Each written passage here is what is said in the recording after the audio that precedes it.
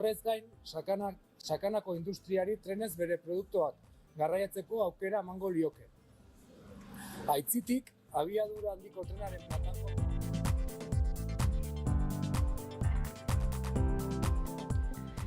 Eta kirol kontuetan asteazken honetan irekiko dute aurtengo Behobia Donostia lasterketako izen emate orokorra 60. edizioa du eta helburu erantsi bat dakar. Emakume korrikalariak parte hartzaileen 50% izatea nahi dute. Egin dezagun posible. Egin dezagun posible. Egin dezagun posible. Egin dezagun posible. Egin dezagun posible. Egin dezagun posible. Hauxe bera aurtengo Behobia Donostia lasterketako leloa, egin dezagun posible. Eguraldia eta trafikoa naiz irratian. Abarteko arazorik ez, Euskal Herriko errepideetan eguraldiaren iragarpena Iker Ibarluzearen eskutik.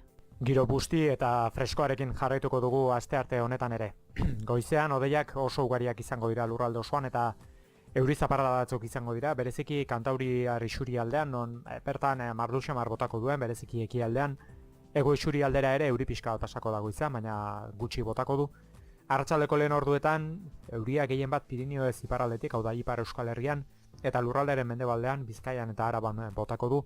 Gainantzeko lekuetan, Gipuzkoan eta Nafarroako txokorik gehienetan, aterune luzeak emango dira eta euri gutxi izango da.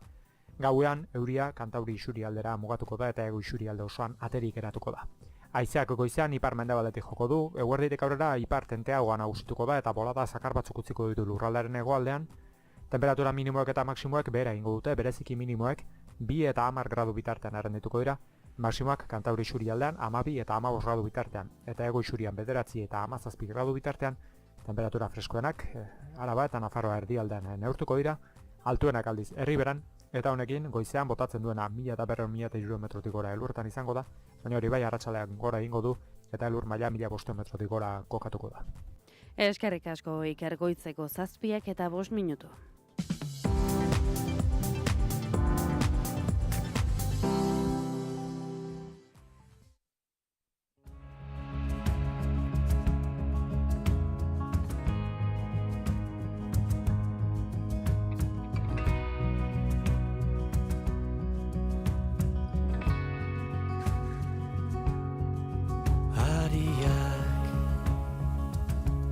Gurasoen ariak, alabearra denak, norbere gorputzarenak. Ariak, lagun minen ariak, behaz topatzen. Goizeko 7 eta 6 minutu jotzea. Esango dugu Bilbon behintzat momentu honetan ateri dela, naiz eta lurra bustita dagoen, goizetik badirudi gauean euria egin duela, Urnieta eta Kaldames aldetik euria egin ote du. Erantzuna Ainhoa Larrea eta Jon Kolinok emango dizkigu. Egunon bioi? Egunon. Esandakoa, seguraldi dugu Urnietatik, Ainhoa? Urnietan eguraldi nahiko 8 gradu, eta euria egin gaine, eta 7 litro tardi edo egin ditu gauzia. Dagoeneko 7 litro tardi, ez da gutxi, 8 gradu, hotz xamar, badirudi, ez dakit, eguraldi gora beratxua dugu aspaldian. Galdames aldetik ze eguraldi? Pues ez gauza bera, 8 grado gainera, eta gutxi, ur gutxi, litro bat gau honetan, eta ematen du euria gehiago egingo duela, baina momentuz, momentu honetan bapez. Esandakoa, hori, eguraldi gora beratxua, asteburu bikaina izan dugu eguraldiaren aldetik, bero zerua garbi eta badirudi, astelenarekin okertu zaigula pixka bat, eta datorren astebururako zer espero dugun. Badakizuen zuleok, asteartero Jon Kolinok ekartzen digula aipagai bat edo gai bat gure artean hitz egiteko. Gaurkoan zein da gaia, Jon? Zerra gaia, esan duzuna, hori baserriko topikoak, ez da? Hori izango dira, ez da? Ea zer pentsamena daukaten kanpokoak, Aurre iritziak, bai. Bai, hori da iritsi aurretik, ez da, zer esaten duten. Eta, bueno, hementxe ez dakite urnietan eta beste lekutan, baina hementxe galdametzen topiko batzu badaude, badaude. Eta nik uste lehenengoa urnietan bai uste, lana egun guztia. Eta hori nik uste topiko hori arrazoia duela, ez da. Lan eta lan. Orduan, karo, animaliak daukagunok, bai, orduan egun guztia animaliak zaintzen, ordua bai, baina gustora gaude, hori da, eta horlako gauzak mantendu behar, eta bai, topiko hori, eta gero oso serio eta itxutxi, enetxe galdamezen bai, hori arrazoia dute, baina, bueno, oso zintxoak garela, eta gaztea bai, horlako gauzak. Urnietan ez dakite, zer gertatzen dan, eta Gipuzkoan, topiko horiek betetzen diren edo. Galdetuko diogu Ainoari, bai. Bai. Esan. Ados, bai. Hoi, nik uste herri guztitakoa dela, bai. Urnietan ere betetzen da topiko hori beraz. Eta hori askotan esaten dizueten zerbait da, beti lanean zaudetela, eta deskantzatzen ez duzuela, eta horrelakoak esaten dizkizuete? Bai, jaiegunik ez daukagula. Eta jonen kasuan ere berdin izango da. Jaiegunik ez beti badaukagula zeregina. Bai.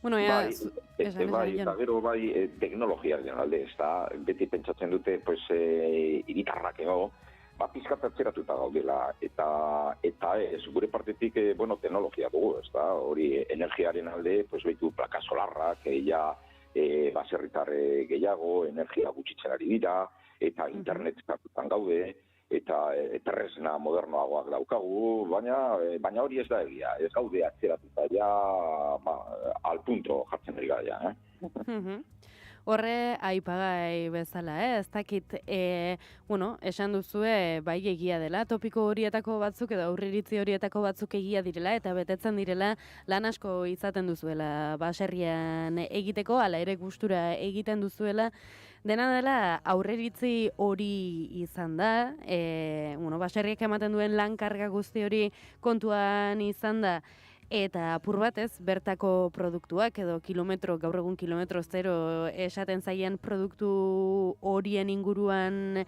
hitz egin da, esango zenukete jendea prest egoten dela baserriko eta, hori kilometro zero horietako produktuek duten balio erantzia ordaintzeko?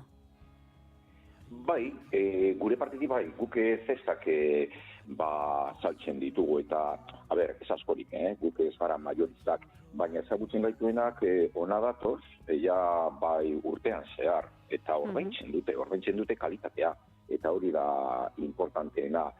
Gehienak supermerkatura doaz, eta ez zaila importa inbeste kalitatearik, eta ez dute ordaintzen.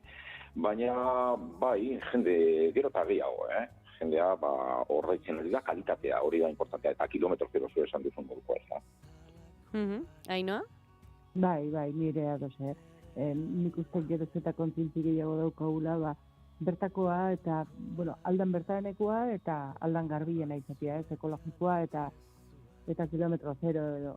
Egia da baita ere, produktua pixka bat garesti bateatzen dela, zeren hemen dauzkagun eskulanak eta asko garestigo dira, kanpoan daudena baino, eta ordu, bai, garestiagoa da, produktua dira. Ordu, nik ulertzen ez baita ere naiz eta nahi, askok supermerkatura jo beharra izatea, ez, eta gauza puntual batzuk bakarrikan erostia bertakoak. Eta kontzientzioi nik uste geroz eta zabalago dela, geroz eta zabaldugo dela. Hor badago ere bitartekarien kontu guztia, ez? Badagoelako, iritzi ez dakipedean zabala, baina salmenta zuzena eginda bitartekari horiek enduta edo merkeagoa izatearen ustea ere badagoelako. Bai, gure partetik beti aholkoak ematen ari gara horri buruz, ez da? Garestiagoak dira, hemengoak ez da, kalitatea gaitik, baina, azkenean inguru giroari zaintzen ari gara, eta olako zainketa ordaindu behar dute erosten dutena. Kimikoak ez dute ezer ordaintzen eta ateratzen dute produktu gehiago eta pisu gehiago, baina kalitate desberdinarekin.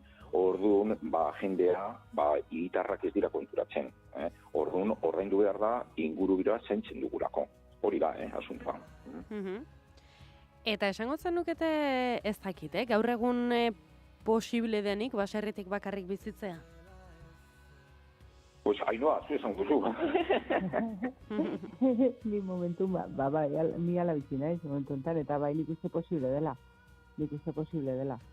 Erresa ez da, hau da 8 ordu eta listo. Igual aste batian, zindezu zerrein, giro txarra daukazulako, eta gero giro ona daola, eta beste guztiak, libre daudenian, batzuk, nolabait izateko, egunean, argia don ordu guztitan lanian nahi gara, kasu, orduan. Bai, gure partetik bai, baina diversitatuta gaude, osea, negutegiaren aldetik ezin duzu, baina diversitatuta gaude, etorkizun polita daukagu, guke lan linea diferenteak ditugu, eta horretik alde batetik ez dugu diru ateratzen, beste aldetik ateratzen dugu, baina bestela ez dugu etorkizunarik, diversitatuta egon behar da, negozioa guztia. Beno, bikote zazpirak eta 15 minutu ia gaur aholku beretzerik ez dugu izan, baina ikasi dugu, asteartero bezala, bentsat, baserri munduko aurre iritziak ez dakit desmontatu, edo bentsat horren inguruan bakako batzuk eman ditugu. Hemen utziko dugu gaurkoa, esan bezala, 7 eta 15 minututara, 7 eta 4 iristen ari garelako, aste onona izan, eta datorren astean izango gara berriro ere. Bale, ederto, placerra betiko moduen. Agur? Aio. Lagun minen ariak behaz topatzeko modu luzeak eta bizitza ariak egokitzen ariei kasu egiten ariekin korapilatzen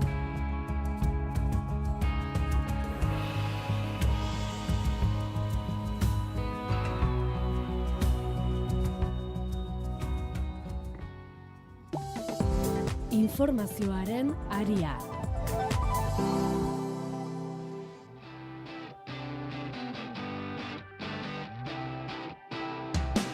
Aztegak aldatzen, edertzen, kaltetzen, denbora ari da dena eraldatzen, alako baldintzen menpean. Aprilaren 11an elkartu zen azkenekoz Gasteizko Legebiltzarreko osoko bilkura. Orduz geroztik Euskal Autonomia Erkidegoko jardun politikoa apaldu egin da, baina industria, eredu sozial eta etxebizitzari buruzko eztabaidak aurre ikusten dira uztaila bitarte. Jon Teieria. Apirilaren 11tik jarduera publikorik gabe egonda Gasteizko Legebiltzarra eta zaku betelan izango du urrengo asteetan. Naizen eskakizunari erantzunez, alderdi bakoitzak urrengo hilabeteetarako dituen asmoak azaldu dizkie hedabide honi. Politika industriala, etxebizitza, osasun ituna eta hezkuntza ageri dira alderdien lehentasunen artean.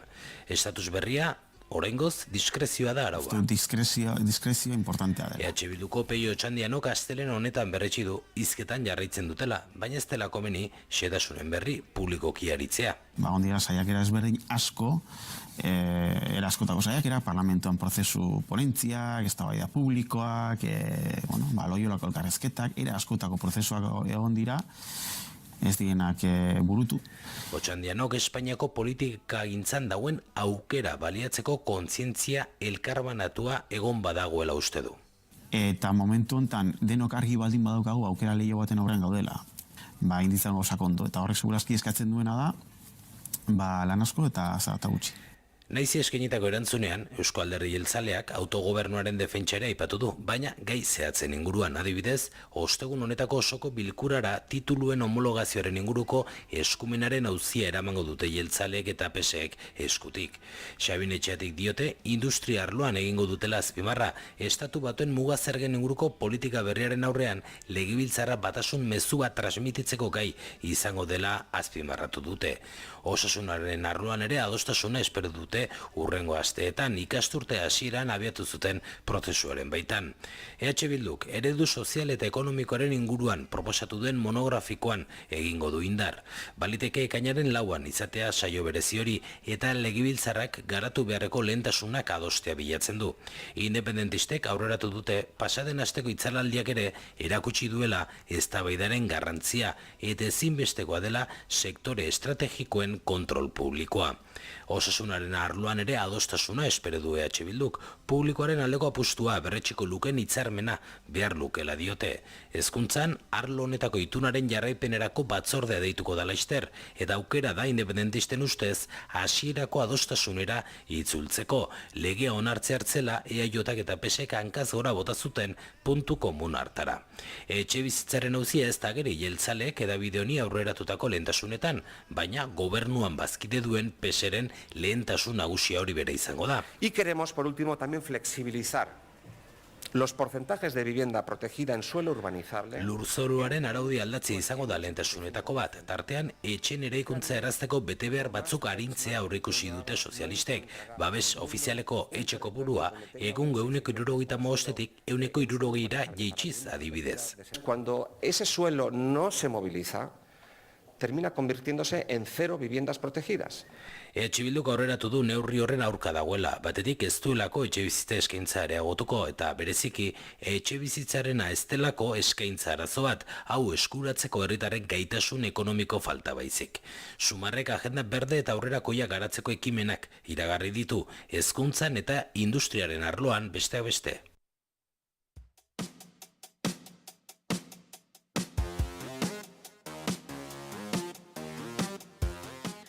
Naizen Euskal Herriko transadin txikikoen familiak biltzen dituen elkarteak gorroto delitu eta jazarpenen igoera zohartarazi du Bilbon martxan jarritako kongresuaren atarian, aurren genero dibertsitatea existitzen dela eta beraz onartu egin behar dela aldarrikatu dute kongresuko lehen saioan. 8 familiak sortu zuten Naizen elkartea duela 10 urte eta gaur egun 330 dira, galdera asko izan dituzte bidean eta horiek erantzuteko nazioarteko adituak bildu dituzte Bilbon. Mundua guztiontzat beharko luke, baina oraindik ez da. Helburu hori galarazten duen beldurraren oinarrian ezjakintasuna dagoelakoan gaude, eta horregatik ezagutza zabaltzera gatoz. Adin txikiko hauei kasu bakoitzari banakako tratamendua eta erantzunak eman behar zaizkiela argitu dute.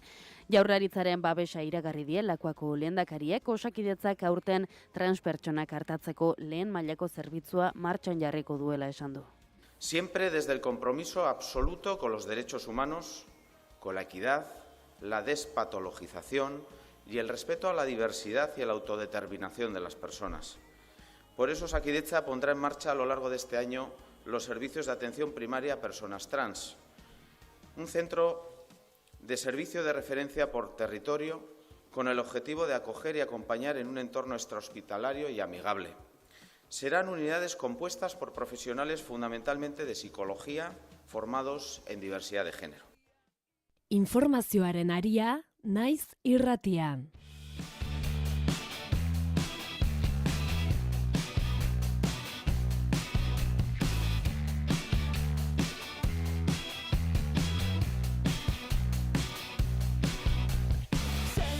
Trenbide erabilgarri iraunkor eta azkarraren aldeko kanpaina abiatu du Euskal Herria Bilduk Arabako Arainan eta Lautadan eta Nafarroako Sakanan Oñatzaizporo. 3 eskualdetako EH Bilduko udal ordezkariak elkartu dituzte abiadura handiko plataforma berri baten eraikuntzaren aurrean. Miranda eta Iruñaren arteko egongo trenbide korridorea modernizatzea proposatzen duten alternatibaren aldeko kanpaina. Txelo Auzmendi Asparrenako alkatea da. Alternatiba hori erabilgarria da, jendeari zerbitzua ematen diolako, herriak eta hiriak lotzen dituelako, eta industria gunei zerbitzua eman dielako. Jasangarria da, lurraldean orbain berririk sortzen ez duelako eta bikoizketak saihesten dituelako. Azkarra, abiadura handiko plataforma berri baten eta gaur egungo trenbidea modernizatzearen arteko aldea minutu gutxi batzukoa delako. Gasteiz eta Iruinen artean adibidez, aldea 8 minutukoa da. Tokiko eragileak eta gaur egongo erakundek egin asmo duten abiadura handiko trenaren linea berriak ez dituela bertako herritarrentzat zerbitzuak eskaintzen salatu dute. Alternatiba egon badagoela diote. Aitor Larraza, Sakanako mankomunitateko lehendakaria. Ziordia eta Iruña arteko ibilbidean, Ziordia, Olazti, Lakuntza, Iriberri eta Zuastik geralekuak izango dira. Eta Altsasu, Etxarriaranatz, Uhartearakil eta Izurdiaga Irurtzuneko geltokiak eraberrituko ziren. Horrez gain, Sakanako industriari trenez bere produktuak garraiatzeko aukera emango lioke. Aitzitik, abiadura handiko trenaren plataforma berri batek hiriburuak baino ez lituzke lotuko. Herriak erabat baztertuz eta ezingo luke merkantziarik garraiatuko. Gure eskualdeetan ingurumenean kalte handiak eraginez eta diru xahuketa izugarria suposatuko lukeen. Udal ordezkariak azaldu dutenez, korridoreko udalerrietan ekimen instituzionala babestuko dituzte maiatza eta ekaina bitartean eta alternatiba aztertzea eskatuko diote Espainiako gobernuari.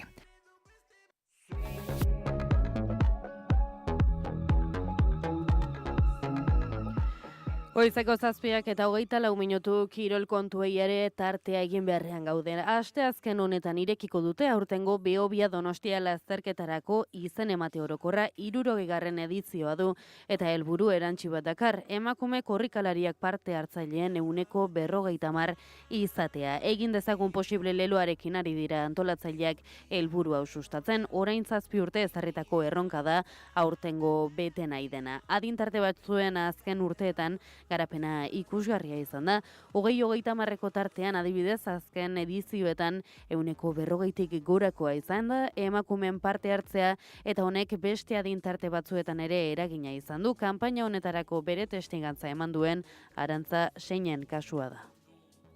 Comencé a correr hace 6 años, es decir, con 53 años, y bueno, el porqué la culpa la tiene mi sobrina, que fue la que me invitó a correr con ella a la Lilatón. Me parecía imposible porque yo solo corría para coger el autobús cuando se me escapaba, así que bueno, lo conseguimos y mi siguiente objetivo fue comprar unas zapatillas porque quería seguir corriendo. Y lo que hice a partir de entonces fue de momento apuntarme en carreras solidarias y bueno, ahora aquí estoy. Emakumei egindako dei berezi honetan, Katrin Schwitzer famatua ere bai berdintasunaren aldeko erreferentzia da, 1967an bera izan zen Bostongo maratoia ofizialki korrika egin zuen lehena, munduari bira eman zion hainbat gizonek, bultzaka lasterketatik ateratzeko saiakera egin zuten unea jasotzen zuen irudiak.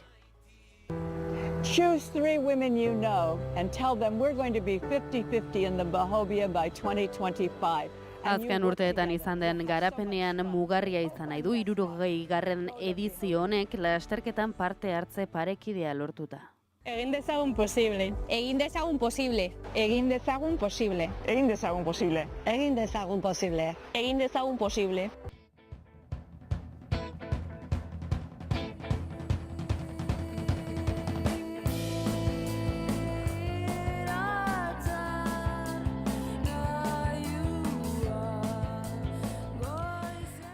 Kantu zarronekin, Anarik eta Belakok sortutako kantu honekin Deus es Machina utzeko zaituztegu goizeko 7:30 bitarte.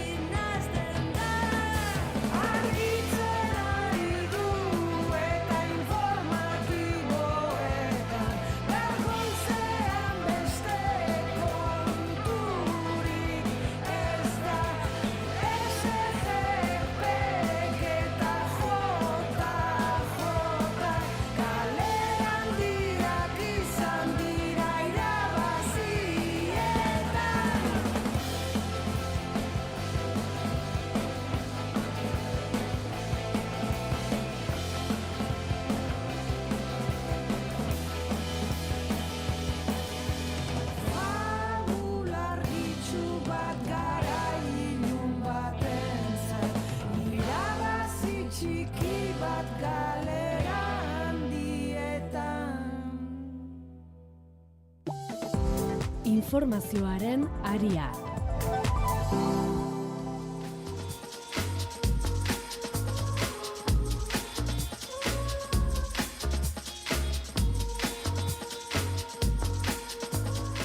Goizeko 7 eta 31 minutu horrela dio astearte honetako Gara eta Naizen editorialak ulermena askatasunaren defentsa aktibatzeko. Gaur amaituko da Bilbon Naizen elkarteak antolatutako haurtzaro eta nerabezaro transen inguruko nazioarteko lehen kongresua. Neguneko saioa interesgarria eta inspiratzaile izan zen. Ikuspegi interdisziplinar batetik topaketa honek helburu nagusi batu, haurtzaro eta nerabezaro transen errealitateak ulertzea, alik eta modurik egokienean bide laguntzeko. Gauzak ulertu nahi izatea, harik eta ia iraultzaia bihurtu da. Indar autoritarioen programen oinarritako bat ulertzea bera ukatzea baita. Empatia falta eta ukazioa. Giza eskubide bat defenditzea da, direnagatik, pentsatzen dutenagatik edo ezberdin sentitzeagatik, seinalatuak eta baztertuak direnen bide lagun izatea. Adin txikikoak badira, krudeltasuna sozialki baztertua egon beharko litzateke, aitzakiari gabe. Kongresua une zail batean dator. Transfobia defenditzen dutenak, aniztasuna ukatzen dutenak eta eskubideen berdintasunaren aurka ari diren erakunde eta pertsonak egiten dutena zilegi dela uste dutelako, tartean Britainia handiko auzitegi gorenak emandako ebazpenagatik.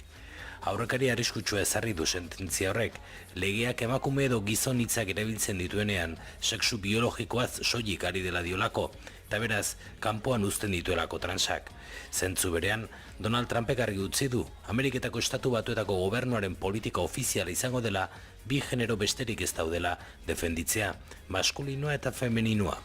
Ikuspegi horrek ez dio inolaz ere erantzuten ez errealitate sozialari eta ez da giza izateari berari ere, euren obsesio politiko eta religiosoei baizik. Tala ere, arau horretatik kanpo dagoen orok arazoak izango ditu.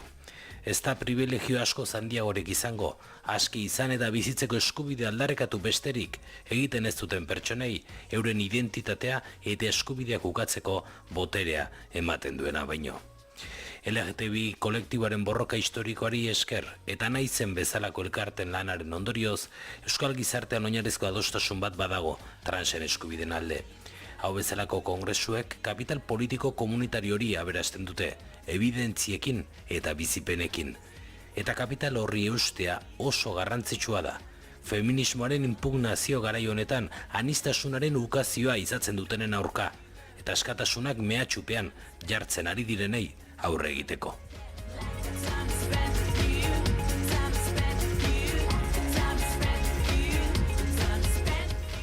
Eta heldu da eguneko azalean errepasoa egiteko momentua ere, etxetik hasiko gara egunero bezala, gara egunkariarekin. Gaurkoan titular nagusiak horrela dio, 32 udalerri izan daitezke Euskal Autonomia Erkidegoko gune tentsionatu. Araba, Bizkaiko eta Gipuzkoako biztanleen 67 tentsionamendu irizpidetako bat gutxienez betetzen duten herrietan bizi dira, etxe bizitzaren Euskal Behatokiaren txosten berriaren arabera. Hauxe, garak azalera eraman duen gai nagusia. Argazkian Naizenen kongresua, Naizen elkartearen eskutik, infantziei eta trans nerabezaroari buruzko lehengo nazioarteko kongresua egiten ari dira Bilbon, historikoki tratu txarrak jasan dituen kolektibo baten egoeraz hitz egiteko topagunea azpimarratu du Garak.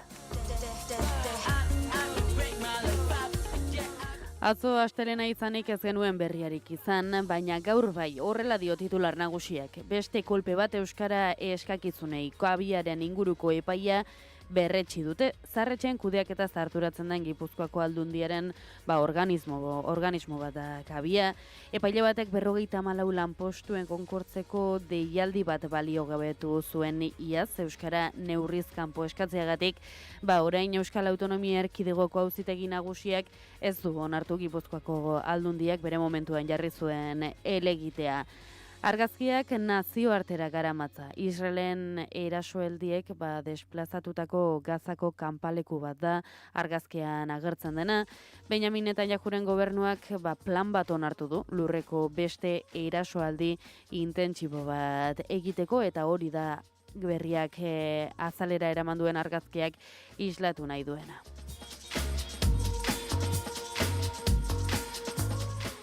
Deia egunkariaren lerroburuak dio EAJak energia berriztagarriak babesten dituela berretsi duela kostu eta mendekotasunaren aurrean.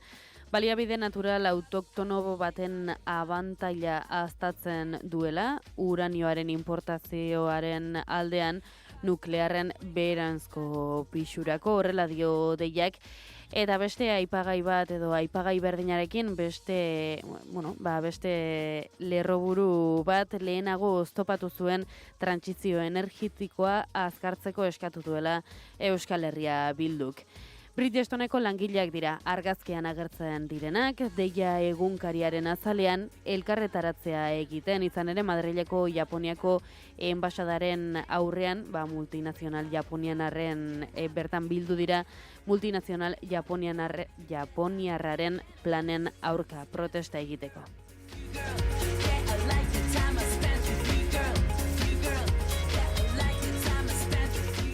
Gipuzkoaragoaz, Notizias de Gipuzkoaren azalean titularrek ere guk geuk garan daramagun gai berbera, baina Gipuzkoan zentratuta kasu honetan. Gipuzkoako beste 14 udalerrik ere bat egin dutela tentsioan dauden eremuen zerrendarekin. Argazkian ikusi daiteke nola emakume bat ari den selfie bat ateratzen, Jan Paul Besko, Algerko kardinalarekin, bihar hasiko da Aita Santu Berria aukeratzeko konklabea, eta 123 kardinalak Erroman daude dagoeneko.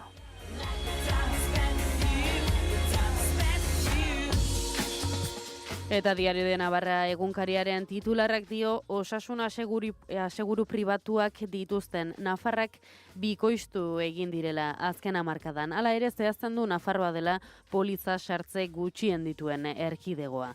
Argazkian polizia agente bat ikusten da, nola igogailu batean zerbait egiten ari den, argazki oinak azaltzen du laginak hartzen ari dela. Izan ere, 67 urteko gizon bat hilik agertu da, Iruñeko etxebizitza bateko igogailu batean, arma zuriz egindako zauri batekin eta polizia gertatutakoa ikertzen ari da.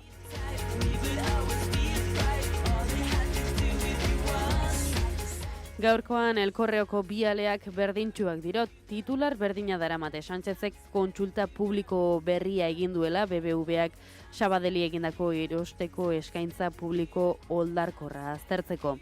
Lehiaren baiezkoa saiesten duela eta Kataluniak presionatutako interes orokorrari eusten diola ere nabarmendu du Elkorreok Arabako eta Bizkaiko aleetan. Argazkiak dira bi aleak desberdintzen dituena. Bizkaikotik hasita Malagako tren geltokia da, argazkian agertzen dela, bidaiariz gainezka dago hau, kobrearen lapurretak, aurreko egunetan izan diren kobrearen lapurretak, nahasmendu larriak eragin dituelako, abiadura handiko treneko Madril Sevilla linean, eta horren ondorioz, 30 tren eta 10.000 eta 700 bidaiari, eraginda gelditu dira, eta Arabako alean ordea Laudio agertzen da argazkian, eta bertatik igarotzen den Nerbioi ibaia ere. Ibaiaren ibilguaren obrak amaitu ditu, aipatu udalerriak uholdeak eragozteko egin den obra hau.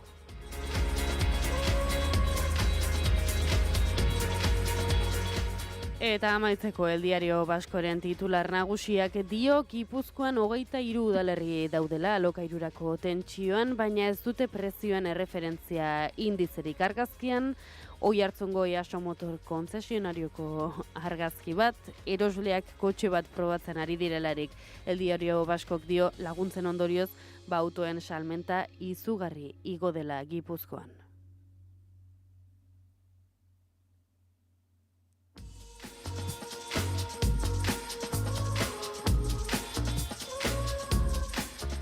Eta goizeko 7 eta 40 minutu direlarik, honaino gaurko azalen errepasoa. Maite ditugu asteburuak. Egunak berandu hasi eta beranduago amaitzen direlako besteak beste. Larunbat eta igandeetan goizeko 9:00 aurrera asteburuko aria. Naiz irratia.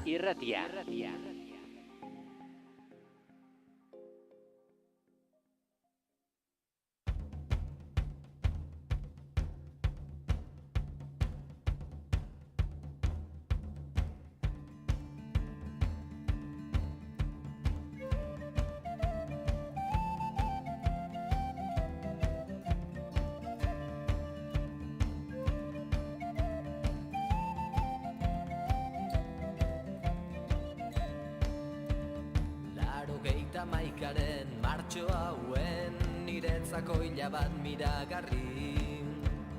Nik neuk bertan ezagutu bainuen bihotzaren argi betegarri. 5 egun bakarrik izan ziren argiaren iria ikusteko. Nahiko eta soberan izan nituen halako gauzez maite mintzeko. Baina eskuak orain lotuak ditut arimaren naia asetzeko. Ezinezkoa den altxorra nahi dut berandu datzera bueltatzeko. Gogoratzen hasten naizen guztietan dorre izugarri bat ikusten dut. Begien malko ez dago guztia aire ziztu batekin lehortuz. Bidei luze bat dut orai buruan gehiegi zote da niretzako. Beranduegi bai izan daiteke ametzar bat orain berpizteko. Baina eskuak orain lotuak ditut arimaren naia asetzeko. Ezinezkoa den altxorra nahi dut berandu datzera bueltatzeko. Baina eskuak orain lotuak ditut arimaren naia asetzeko. Ezinezkoa den altxorra nahi dut berandu datzera bueltatzeko. Goizeko 7:43 minutu entzule, pixkat, ez dakit, ez ustean atrapatu nahu honek joar. Bueno, badirudi aste artea badoala aurrera, eta nola ez, aurrera egingo dugu ere, Donostian zain ditu danakin, Iraia Kambra eta Aritz Santa Maria daude bertan, egunon bioi. Egunon, kaixo. Egunon. Ez dakit zerrari den gertatzen. Egunon, ni ez nago Donostian zeroa. Aritz tonuan ez dut parean asmatu, sentitzen du. Vale, Aritz... Aritz Iruñean izan daiteke? Ez, eta ere, Iturmendin nago, Sakanaldean, izan ere hemen igandean uholdeak egon ziren, eta hainbat lekuko hartzera etorri naiz, eta gero suntsondigin egingo dugu elkarrizketa, beraz gaurko eguna Sakanaldean igaroko dut. Begira, ez dut asmatu, baina egun polita duzu aurretik. Bai. Beraz, Donostian dagoena Iker Gurrutxaga da. Hori da. Egunon zuri ere, Iker. Saiatu nahi zaritzen hau txaiartzu baina ez du. Praktikatu beharko. Bueno, ondo. Horre, nortzan imitazioak egiten abila zena redakzioan? Bueno, bat baino gehiago. Bai? Bai, bat baino gehiago. Garate da bestea. Garate, egia da. Azuta nuen. Bai, kontu zibiliarekin. Egun ematen gonbidatuko dugu tertuliara. Ordu honetan zaila izango da. Ura espaldi baduzu harrapatzen kanpoan eta horrelako gauzak eta ez duela beste zer eginik.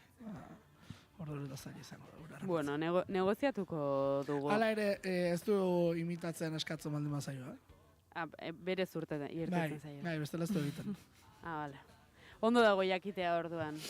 Sagardotegira goazenean, eskatuko diogu. Edo irtengo zaio berari, bakarrik ez dakit. Bueno, gaurko gaiak.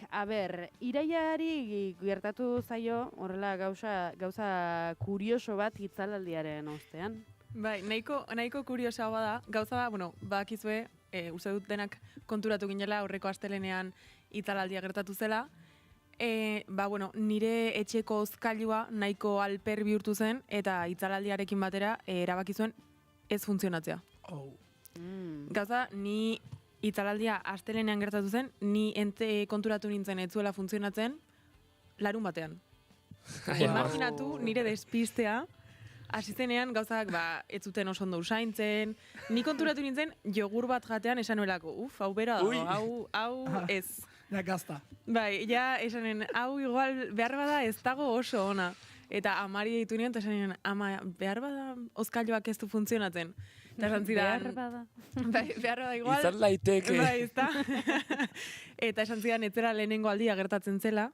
Bilaonan bizi naiz ni, eta bilaonan egon zen hori dela urte pare bat beste hitzalaldi bat, ez dakigu zergatik. eta berdina gertatu zitzaion. Ba, ikusten denez, argia joaten denean nire hozkailuak esaten du, bani ere bai. Gero berpizten da. Bai, egun beharra dauka, gauza kurioso da ere, egun beharra dauka 24 ordu funtzionatu gabe, filtroa garbitu behar zaio, eta berriz entxufatzean, orduan esaten du, bale, orain bai. Eta hori autobabesa da, Bai. Eta horrelakoetan ibili behar zarete adi. Niri hozkailuak baino Jesus, kongeladorak. Izozkailuak ematen dit beldur gehiago horrelakoetan. Bakizu hor truko bat badagoela, ez? Bai, zein? Zuk izotza, zerak, pusketak egiteko kubitera ditze zaio, ez? Ez tekit nagoesak duz euskeraz. Kubuak egiteko da. Bai. Kubitera izango da berde. Bai. Zuk sartu, ja izoztuta dagoenen txampona jartzen baldin badiozu gainean, desizozten bada eta berriro izozten bada, txampona jeitxe egiten da. Hortaz badakizu, izozkailuko guztia izorratuta dagoela. Hala, horienekien. Ba, gure etxean hozkailua izorratu zen, baina izozkailuak ez. Horrek jarraitu zuen. Zaki, bai, gauza raro izan da. Bai, izozkailuko gauzak aprobetxatu. Bai, hori egin marko.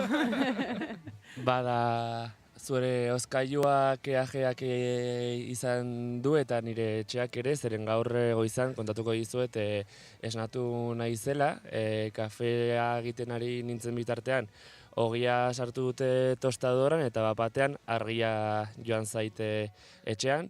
Eta badazpada ere, atera naiz eskaietara, nire arazoa zen edo oroparra zen, eta zoritxarrez edo zorionez bakarrik nirea izan da, beraz gaur... Hori xigorgailuarena izan da hori.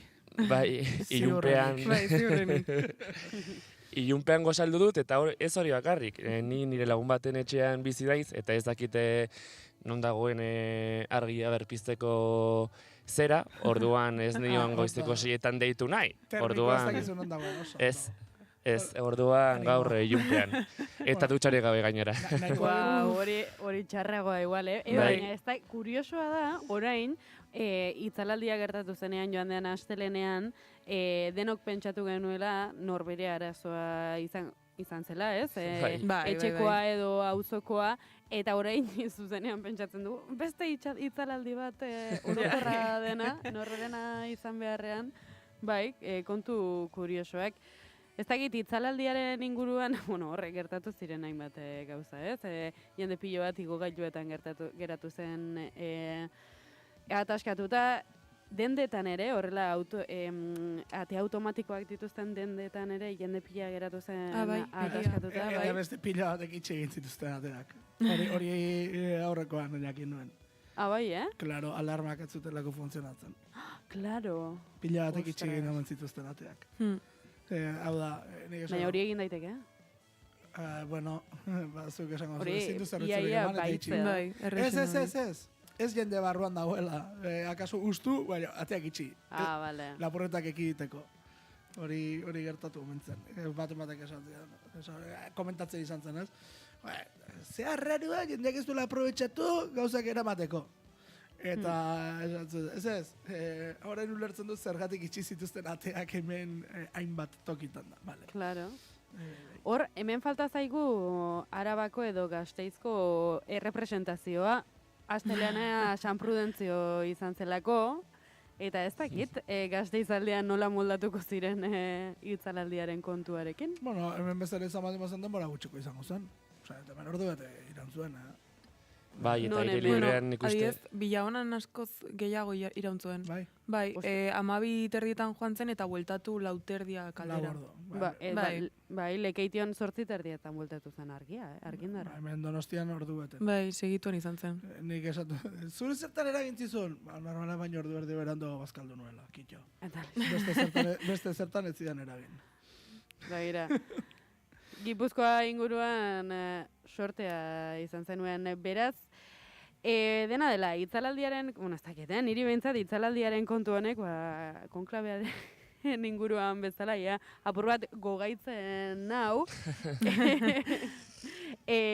Segurazki izango dugulako tartea, 1000 bider gehiago honek ekarriko duela hilara luzea. Dena dela, Aritz, zuk ere, ozkailua apurtu zaio, apurtu edo tarte batez apurtu zaio iraiari, zuri gaur goizean tostadora. Skype antza denez ere, Skyperi ere zerbait gertatu zaio, ez dakit ondo ulertu dudan. Bai, hori da. Bueno, lehenik eta behin aipatu behar dute, atzo maiatzaren 5arekin San Ferminetako 5. eskalarika zela, eta nik uste zuen lainork tertulian aipatu, beraz gaur nik aipatuko dut. Eta etxetik orronzu. Bai, hori da. Bueno, behintzat lagunek ez duten afaririk egin, beraz ez duen ezer galdu. Eta atzo maiatzaren 5arekin Skype funtzionatzeari utzi zion, pandemia garaian erraminta erabili genuen Skype besteak beste, badaia ez dago erabilgarri, orain Microsoft iTeams izeneko plataformaren bitartez egin beharko ditugu bideodeiak. Irakurri nuen zergatia, baino entzuleari zor ez nahi zergatiarekin oroitzen, beraz onaino nire gaitxoa. Perfecto, Aritz. Nik egia esan, ez dakit pandemia garaian ere Skype erabili nuen, Nik bai. Nik uste dut ez. Nik bai, eta elkarrezketa desente egin dituen Skype bidez gainera. Bai. Karo, batzu bumerra gara. Bueno. Guk Skypeen bidez partxiz partidak jolasten genituen. Ez que lehen bat ziten Skype jolasak ez da. Bai, nik uste dut. Zuek partida, nola egiten dute zuek partida dela ere? Ez, guk mugikorrare... Ez, mugikorraren bitartez, bai. Eta Skypeen komentatzen genituen. Guk Among Usekoak egiten genituen. Baita, eta pinturillo. Among Us da nola ere hiltzailearen jokoa, hiltzaile populararen jokoa. Baina divertigarria da Skype. Bai, esan bai. Skype ez egite oso divertigarria da. Eta batez ere oso randomak zire partidaiak, baina adin, elkartzen ginean adin oso desberdinetako jendea, oso desberdinetakoa, eta partida infinituak, Ez que luzeak dira. Baina ez asko jokatzen genituen. Gau kamarretan hasitako izako 6 bukatuta horrela. Ostras. Bai. Gau pasa. Bai. Batek lo hartzen zuen pantalla, barra egiten genuen horrekin. Entretenigarria. Bai. Idatzi beharko da hori ere, pandemia garaian nolako kontuak egiten genituen, orain niri arraroak eta dena iruditzen zaizkit. Bueno, niri hori ez, Zan edo, nik online jokatzearena eta kamerarekin eta hori nahiko lehen, adinarekin akaso galtzen joan den zerbait izan da. Baina, niri proposatuko balidate larun bat gau honetan ere egiteko gauza bera, egingo nuke. Ez daukat inolako arazorik. Bondo pasako nuen, egia da. Bai, Ni divertitzen naiz horrekin, ez dut askorik behar divertitzeko. Ez, baina diot egiten genituela gauzak edo agian aurkitzen ginela testu inguru baten edo aurkitzen ginela momentu batzuetan imaginatuko ez genuken gauzak egiten. Nik adibidez, hori pinturillo ez edo niri ez zait bat ere gustatzen horrelako bideojoko eta ordenagailuan edibiltzea eta orduak pasatu nituen pinturillo horretan jolazta. Esan Aritz. Ez, nik nuen jolastu nuela, baina oso traketxa nahi zenez, galtzen nuen eta ez nuen asko irauten. Nik esan, hasi ez pentsatzen ez zer egiten nuen pandemian, bestela ez nuena egiten. Eta egiari zor, oso gutxi. Nahiko bizitza ohiko eraman nuen pandemian. Horregatik gero, askatu bituztenan ere, uste dut 3 egun edo pasadituela kalera ateratzen. Esan, que pereza. Hiru hilabete etxean ezinik, que pereza etxeetik ateratzea, ez? Baina, eskapeak bilatzen dituelako, eskapetxo batzu. Bueno, akaso, ez, errazagoa zen hiri handi batean baino. Ez horregatik, ez nuelako beretan ezer berezirik. Ni kapazan izelako asteburu bat osorik etxean pasatzeko aterarekin gabe balkoira. Ni asteburu bat atera gabe bai, baina denean pasatzen bezala esaten dizuela 3 hilabete derrigorrez etxean, hor agobio puntu bat zaititzen da momentu. Hor ja zen kalera atera nahi dut, eskerrik asko. Eta nik asteburu oso bat ere... Trampatxoren bat beti zegoen. Bai, zerbait bai. Horra, beti, eskaparen bat, baino... Ni, naiz, hori ez, mundu guztia, nik sufritu duen jendeari errespetu guztitik, baina nik esaten duen, jo.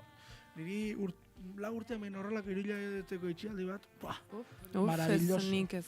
Maravilloso, gauza asko batik, pausa. Bai, hori bai, derrezkoa, baina... Esa pausa bat, naturarekin beste era batera konektatzeko modua, aurreztea... Garrantzitsua. Gauza asko ekartzen zituen, beste ez da dena. Nik gaizki pasatu nuen. Eta gaur egun ere esan duzuna, Iker.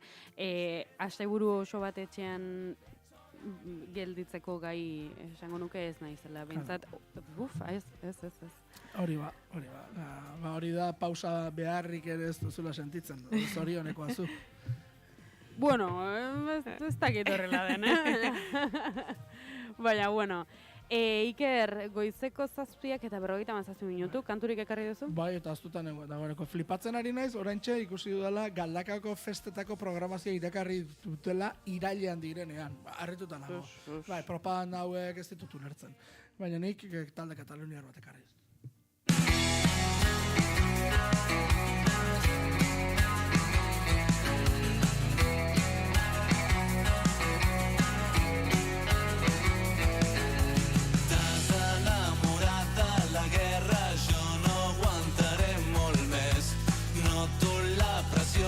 Les artèries del cor em va més de 100.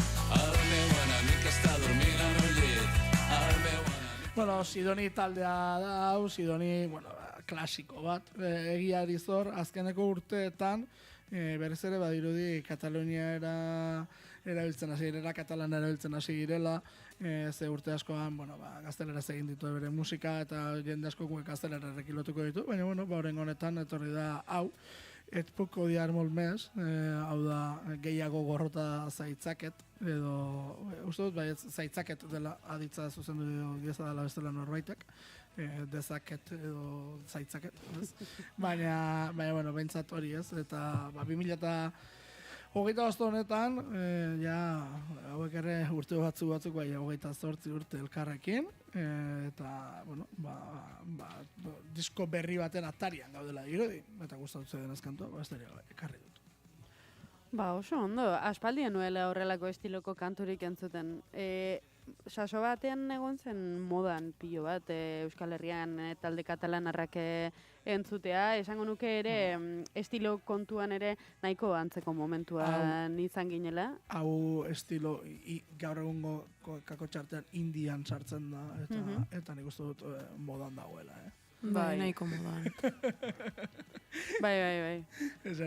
Ulertzen dute ez duzula entzuten, akaso ez dela zure generoetan sartzen, baina pila talde daude, nik uste dut gainerak eroz eta gehiago. Eta batzuk egia da, pixka bat rockero itxura gehiago eman da.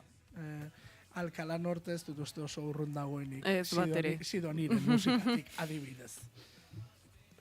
Bueno, Sidoniren kantu honekin amaituko dugu gaurko tertuliatxoa. Goizeko 8 jotzeko, 20 segundo besterik ez dira falta, beraz, egun hona izan, 3 eta bihar arte. Hori da. Berbin. Aur.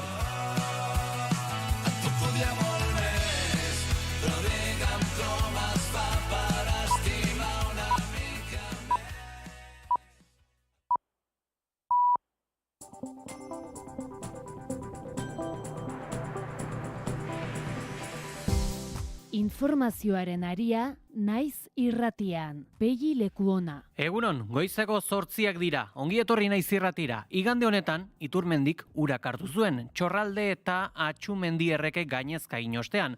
Astelena, garbiketa eguna izan da herrian. Izan ere, 10 minututan 6,3 litro ur erori ziren metro kuadro bakoitzean.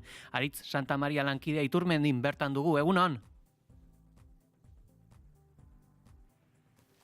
Egunon? Bai, hementxe gaude, Iturmendin, Euria dugu bidelagun sakan aldean gaur ere bai. Momentuz normaltasuna da nagusizuk esan bezala uholdeak izan ziren igandean, astelehenean bizilagunek garbiketa eguna izan zuten. Gaur izango dugu aukera egitako batzuekin hitz egiteko, baino momentuz badirudi egoera alderantzizkatu egin dutela. Eta Lakuako Gobernuko etxebizitza sailak ere tentsio eremu izendatu daitezken udalerrien zerrenda gaurkatu du. Salva Badiola, egunon? Egunon Pegi eta egunon entzuleok, txostenean Araba, Bizkaia eta Gipuzkoako 11 udalerrik tentsionagarri izateari utzi diote eta beste 14 aldiz zerrendan sartu dira. Denis Itxaso. Eta plan horren helburu nagusia etxebizitza babestuen eskaintza handitzea da.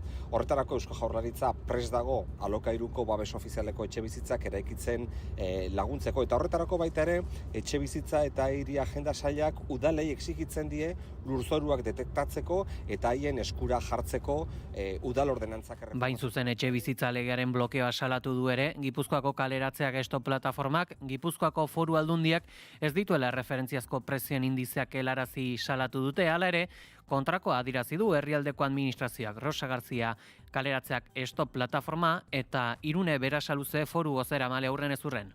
Y el problema reside en que Diputación y Hacienda Foral, por los motivos que no conocemos, todavía el Ministerio de la Vivienda no ha recibido los datos que están obligados a suministrar.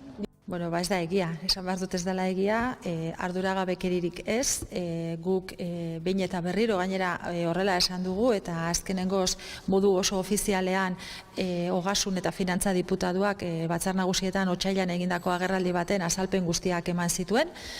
Guk Etxebizitza Ministeriotik eskaera jaso genuen momentuan ja hasi ginen lanean eta Eustatekin batera lanketa hori egiteko antolatu ginen, egia da oso lan tekniko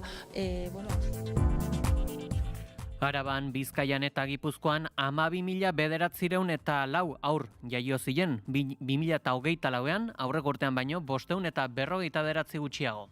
Jaiotzak hemen adinaren arabera banatuz gero, 30 eta 34 urteko hemen proportzioa 32,9koa zen 2024ko azken hiruhilekoan, 35 eta 39 urte arteko amena 32,7koa eta 25 eta 29 urtekoena 14,5koa, 40 urtetik gorako amak 25 urtetik beherakoak baino gehiago izan dira. Eta aipatuko du ere, negoziak eta epea luzatu dutela Bridgestoneko lan erregulazio espedienteren baitan, eta enpresa presta agertu da aurre jubilazioak egiteko. Igormena langile komiteko burua da. Azkenean gaur enpresa zabaldu de estudietako prejubilazioak eta beste modu betzu bajatako numeroa despidoan. Orduen pentsiogu bier amaitan dela epea eta geurti bierko egunera ez dauela denporarik pentsetako edo berbaiteko ondo lango duzena. Eta nazioartetik ere albiste esanguratsua, Israelek Gaza erabat okupatzeko plana baieztatu du. דרג מדיני מראש הממשלה ומטה, ראשי ממשלה ומעלה. Bideo bidez azaldu du Netanyahuk berak Gazaren erabateko konkista dutela helburu, indar sionistek ez dutela sartu irtena egingo, sartu eta lurraldearen kontrol hartu baizik, dozenaka milaka erreserbista mobilizatuko dituzte ofentsiba handi baterako. Eguraldia eta trafikoa naiz irratian. Errepideokienez bada nabarmentzeko jazuerarik? 10 kilometrotako autopilaketak daude, N bat errepidean 455 kilometroan, Andoainen Irungo norantzan. Adi bili bertatik igaro behar izan ez gero, eguraldiaren xetasunak Ikerri Barruzeak. Giro busti eta freskoarekin jarraituko dugu astearte honetan ere. Goizean hodeiak oso ugariak izango dira lurralde osoan eta euri zaparrada batzuk izango dira, bereziki Kantauriar isurialdean, non bertan marduxamar botako duen, bereziki ekialdean. Ego isurialdera ere euri pixka pasako dago izan, baina gutxi botako du.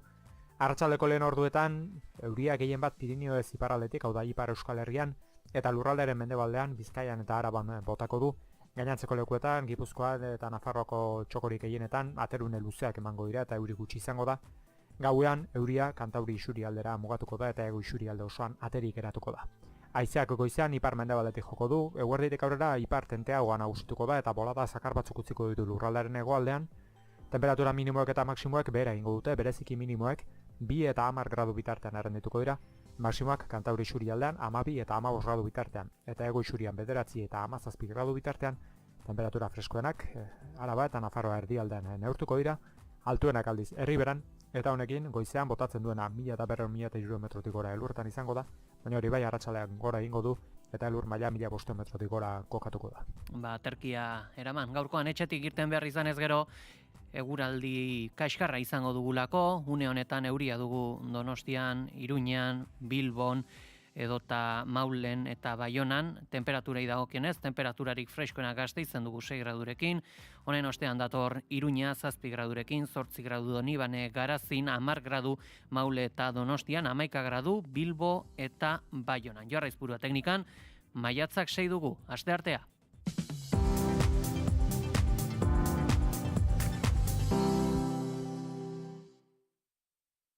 Erri urratx maiatzaren 11an senpereko aintziran.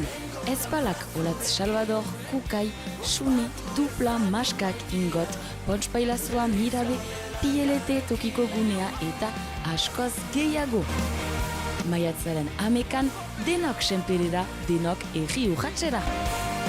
Eman sustengoa sehaskari. Setasun guztiak erriurratx.eus webgunean.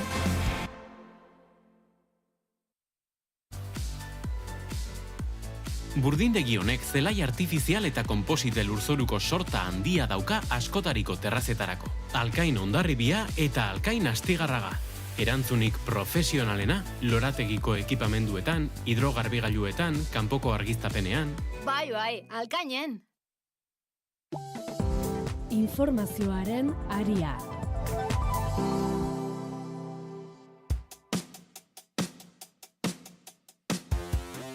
Lakuako gobernuko etxebizitza sailak tentsio eremu izendatu daitezken udalerrien zerrenda gaurkotua aurkeztu du txostenean, Araba, Bizkaia eta Gipuzkoako 11 udalerrik tentsionagarri izateri utzi diote eta beste 14 alberriz zerrendan sartu berri dira. Oñatzaizpuru.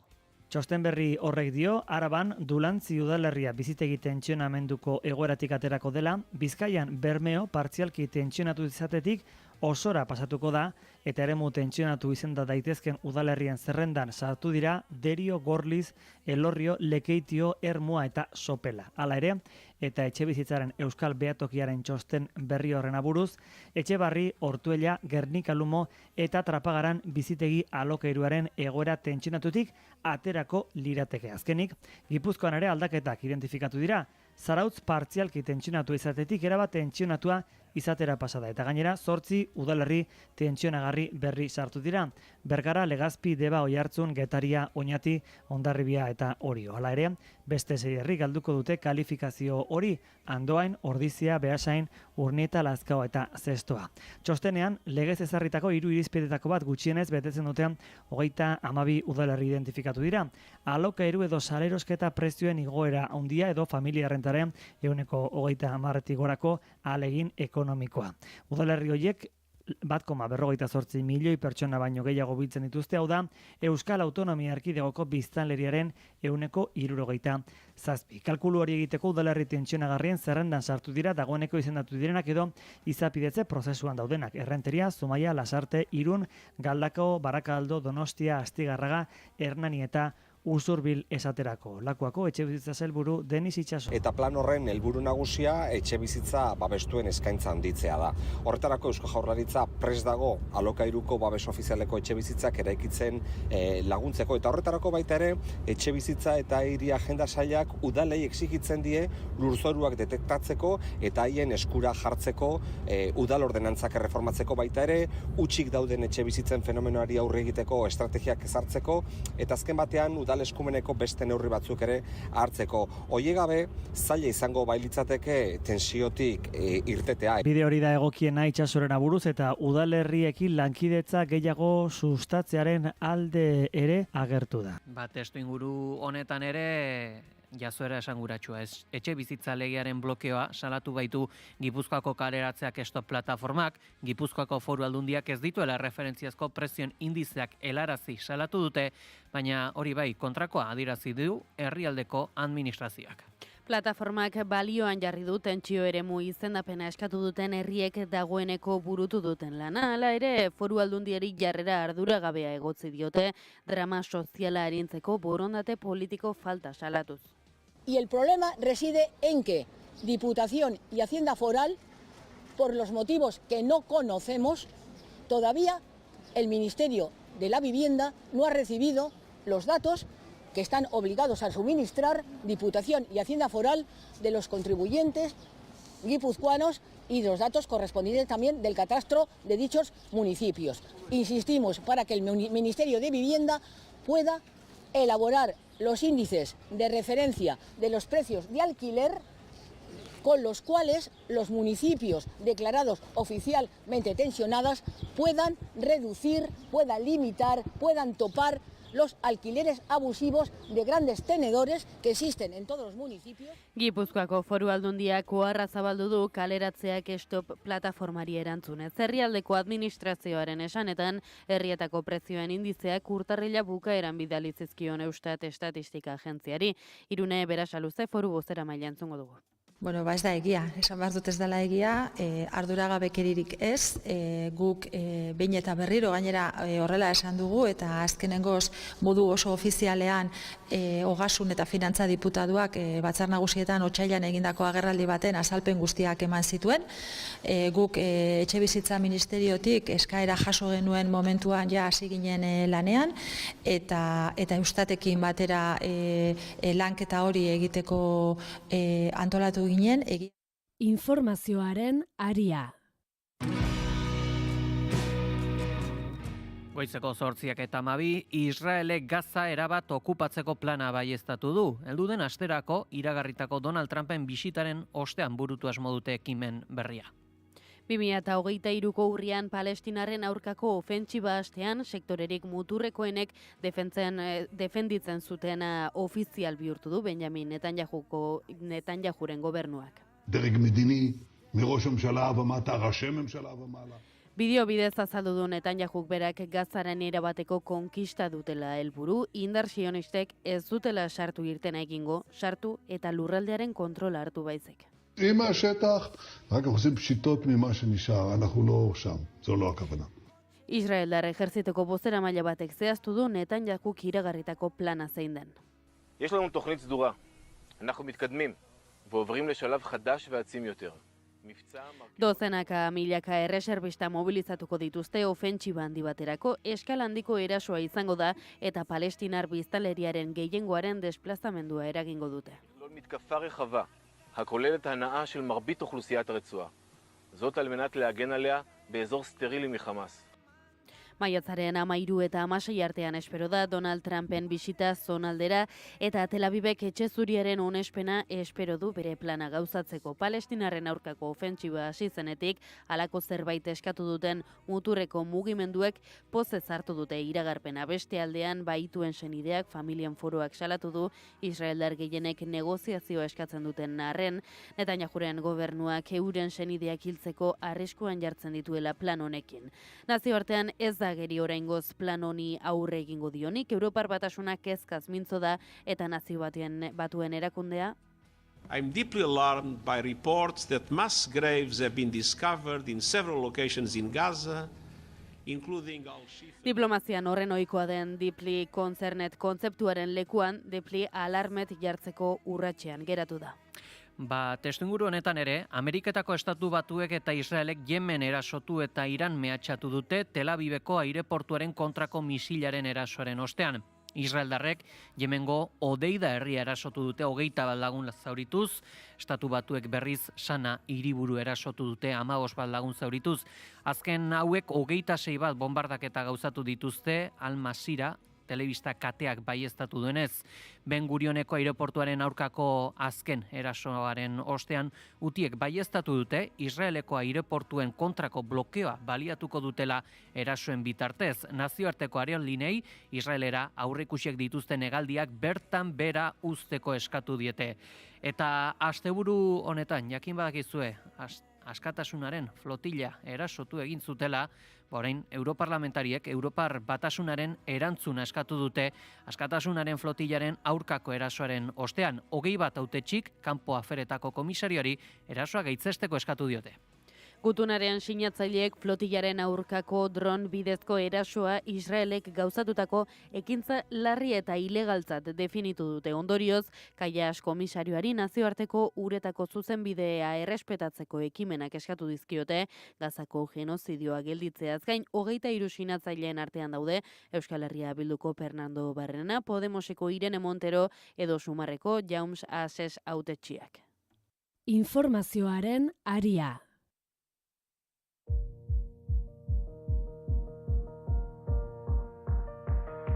Itzuli dira, udaberriko argizpia. Kantuak dien bezala itzuli dira legebiltzarkideak. Apirilak 11 elkartu ziren azkeneko aldiz Gasteizko legebiltzarreko osoko bilkuran. Orduz geroztik Euskal Autonomia Erkidegoko jardun politikoa apaldu eginda, baina industria, eredu sozial eta etxe bizitzari buruzko eztabaidak aurreikusten dira uztaila bitarte. Jon Telleria. Apirilaren 11 jarduera publikorik gabe egonda Gasteizko legebiltzarra eta zaku betelan izango du urrengo asteetan. Naizen eskakizunari erantzunez, alderdi bakoitzak urrengo hilabeteetarako dituen asmoak azaldu dizkie hedabide honi. Politika industriala, etxe bizitza, osasun ituna eta hezkuntza ageri dira alderdien lehentasunen artean. Estatus berria oraingoz diskrezioa da araua. Diskrezio importantea da. EH Bilduko Peio Otxandianok astelehen honetan berretsi du hizketan jarraitzen dutela, baina ez dela komeni xedasunen berri publikoki aritzea. Ondira saiakera ezberdin asko, eraskotako saiakera, parlamentoan prozesu ponentziak, eztabaida publikoak, loiolako elkarrezketak, askotako prozesuak egon dira, ez dienak burutu. Otxandianok Espainiako politika gintzan dauen aukera baliatzeko kontzientzia elkarbanatua egon badagoela uste du. Eta momentu hontan denok argi baldin badaukagu aukera leiho baten aurrean gaudela. Inditzen sakondu eta horrek segurazki eskatzen duena da lan asko eta zarata gutxi. Naizi eskainitako erantzunean, Eusko Alderdi Jeltzaleak autogobernuaren defentsera aipatu du, baina gai zehatzen inguruan adibidez, ostegun honetako osoko bilkurara tituluen homologazioaren inguruko eskumenaren auzia eramango dute Jeltzaleek eta PSek eskutik. Xabin Etxeatik diote, industria arloan egingo dutela azpimarra, estatu batuen mugazergen inguruko politika berriaren aurrean legebiltzarra batasun mezu bat transmititzeko gai izango dela azpimarratu dute. Osasunaren arloan ere adostasuna espero dute urrengo asteetan ikasturte hasieran abiatu zuten prozesuaren baitan. EH Bilduk eredu sozial eta ekonomikoaren inguruan proposatu den monografikoan egingo du indar. Baliteke ekainaren 4 izatea saio berezi hori eta legebiltzarrak garatu beharreko lehentasunak adostea bilatzen du. Independentistek aurreratu dute pasaden asteko itzalaldiak ere erakutsi duela eztabaidaren garrantzia eta ezinbestekoa dela sektore estrategikoen kontrol publikoa. Osasunaren arloan ere adostasuna espero du EH Bilduk, publikoaren aldeko apustua berretxiko luken hitzarmena behar lukela diote. Hezkuntzan arlo honetako itunaren jarraipenerako batzordea deituko da laister, eta aukera da independentisten ustez hasierako adostasunera itzultzeko. Legea onartze hartzela EAJak eta PSek hankaz gora bota zuten puntu komun hartara. Etxe bizitzaren auzia ez da geri Jeltzaleek hedabide honi aurreratutako lehentasunetan, baina gobernuan bazkide duen PSren lehentasun nagusia hori bere izango da. Y queremos, por último, también flexibilizar los porcentajes de vivienda protegida en suelo urbanizable. Lurzoruaren araudi aldatzea izango da lehentasunetako bat, tartean etxen eraikuntza errazteko betebehar batzuk arintzea aurreikusi dute sozialistek. Babes ofizialeko etxe kopurua egungo 175etik 160ra jaitsiz adibidez. Cuando ese suelo no se moviliza, termina convirtiéndose en 0 viviendas protegidas. EH Bilduk aurreratu du neurri horren aurka dagoela, batetik ez duelako etxe bizitza eskaintza areagotuko eta bereziki etxe bizitzarena ez delako eskaintza arazo bat, hau eskuratzeko herritarren gaitasun ekonomiko falta baizik. Sumarrek agenda berde eta aurrerakoia garatzeko ekimenak iragarri ditu, hezkuntzan eta industriaren arloan besteak beste. Bestelako proposamen bat ere bada, trenbide erabilgarri iraunkor eta azkarraren aldeko kanpaina abiatu duela EH Bilduk Arabako Añana Lautadan eta Nafarroako Sakana artean. 3 eskualdetako EH Bilduko udal ordezkariek bat egin dute abiadurandiko plataforma berri baten eraikuntzaren aurrean Miranda eta Iruñaren arteko egungo trenbide korridorea modernizatzea proposatzeko. Tokiko eraileak eta gaur egun erakundek asmo duten abiadura handiko trenaren linea berriak ez dituela bertako herritarrentzat zerbitzuak eskaintzen salatu dute. Honen bestez, alternatiba egon badagoela diote. Aitor Larraza, Sakanako mankomunitateko lehendakaria da. Ziordia eta Iruña arteko ibilbidean, Ziordia, Olazti, Lakuntza, Iriberri eta Zuastik geralekuak izango dira. Eta Altsasu, Etxarriaranat, Uartearakil eta Izurdiaga Irurtzuneko geltokiak eraberrituko ziren. Horrez gain, Sakanako industriari trenez bere produktuak garraiatzeko aukera emango lioke. Aitzitik, abiadura handiko trenaren plataforma berri batek hiriburuak baino ez lituzke. Eta aipatuko dugu, bestalde ikerketapean daudela itzalaldiaren sorburu izan daitezken 3 gorabehera. Gehitu berri den 3. gertakari batek itzalaldi orokorra baino 19 segundu lehenago gertatu zen Iberiar penintsulako hegoaldean ere. Lo que está claro es que no podemos decir que las renovables fueran la causa en este momento. Estamos analizando las... Espainiar gobernuko sistemaren operazio lantaldeak jakinarazi du 3. gertaera hori krisiaren sorrerarekin lotuta dagoela eta etete hori 12 eta 33ko gertakari nagusia hasi baino 19 segundo lehenago gertatu zela. Talde honen eta Red Elektrika operadorearen arteko bilkura berri bat ere deitu dute astearte honetarako goizeko 8:21 dira. Informazioaren aria. Bi behargin larri zauritu dira, Aranguren eta Beasainen izandako 2 lan istriputan 72 urteko langile bat larri zauritu da Arangurengo zaborren tratamendurako zentro batean. Langilea orga jasotzaile batek harrapatu du, oinan zauri sakon bat sortuz eta Beasaine berriz etena egin dute Ingetim enpresan apirilak 30 egon zen lan istripua salatzeko. Bertan, deskarga elektrikoa jaso zuen langile batek makina bat probatzen ari zela. Enpresa batzordeak ohar batean zehaztu du istripua saiestu zitekela. Eta lan arlotik ere, nabarmentzekoa Bridgestoneko langatazkan berritasunak egon direla. Negoziak eta epea luzatu dute, lan erregulazio espedientearen baitan eta enpresa prest agertu da aurre jubilazioak egiteko. Igor Mena, langile komuniteko burua da.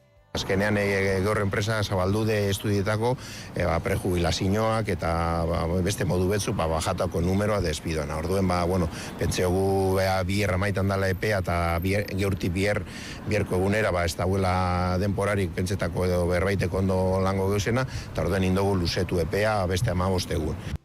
Aldeek maiatzaren 19 arte luzatu dute enplegu erregulazioko espedientea negoziatzeko epea eta maiatzaren 8 eta 12 bilduko dira berriro. Azken bileraren ostean, Bridgestonek prestutasuna adirazi du 55 urtetik gorako langilei aurre jubilazioa aplikatzeko.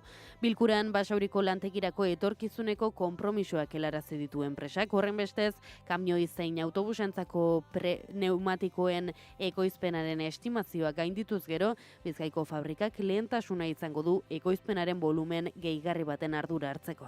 Eta greba eta antolakuntza aldarrikatuz burutuko du ELA sindikatuak 16. Kongresu Konfederala. Sindikatuko 736 ordezkariek ekainaren 2 eta 3 Bilboko Euskalduna jauregian eztabaidatuko dute ondorengo lan 4 urteetarako sindikatuaren ildo nagusiak.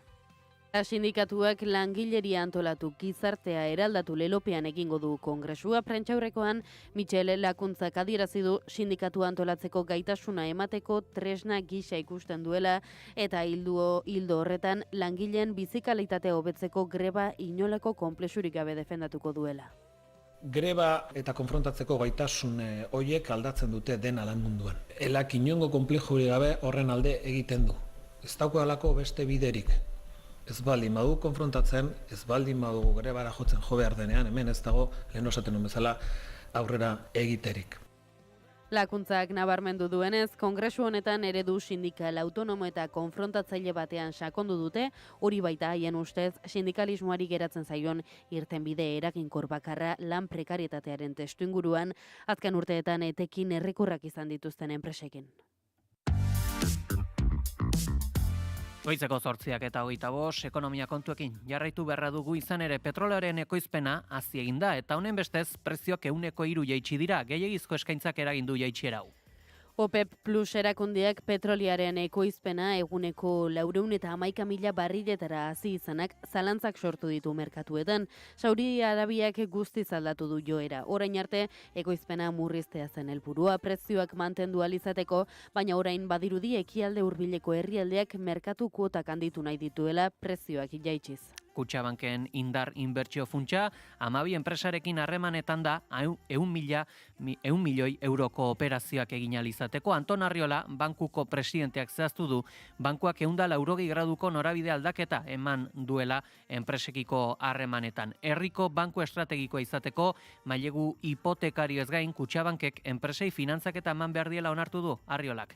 Si nosotros queremos ser un banco estratégico para el país, pues lo tenemos que ser no solo dando hipotecas, sino también ayudando a los proyectos empresariales del país. Tamaina handiko operazioak iragarri ditu Arriolak, orain artean atzerriko funtsek izan dute soilik halako operazioak gauzatzeko gaitasuna, baina Kutxabankeko nagusiak onartu du alternatiba izan nahi dutela. Eta beste euskal banku bat, BBVak, Sabadell erosteko egindako eskaintzari buruzko kontsulta publikoa zabaldu du Espainiako gobernuak.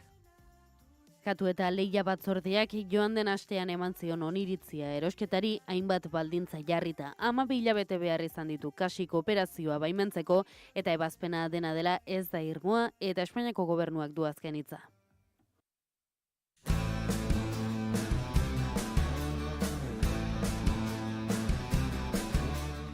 Naizen Euskal Herriko trans adin txikikoen familiak biltzen dituen elkartea gorroto delitu eta jazarpenen igoera zohartarazi du Bilbon martxan jarritako kongresuan.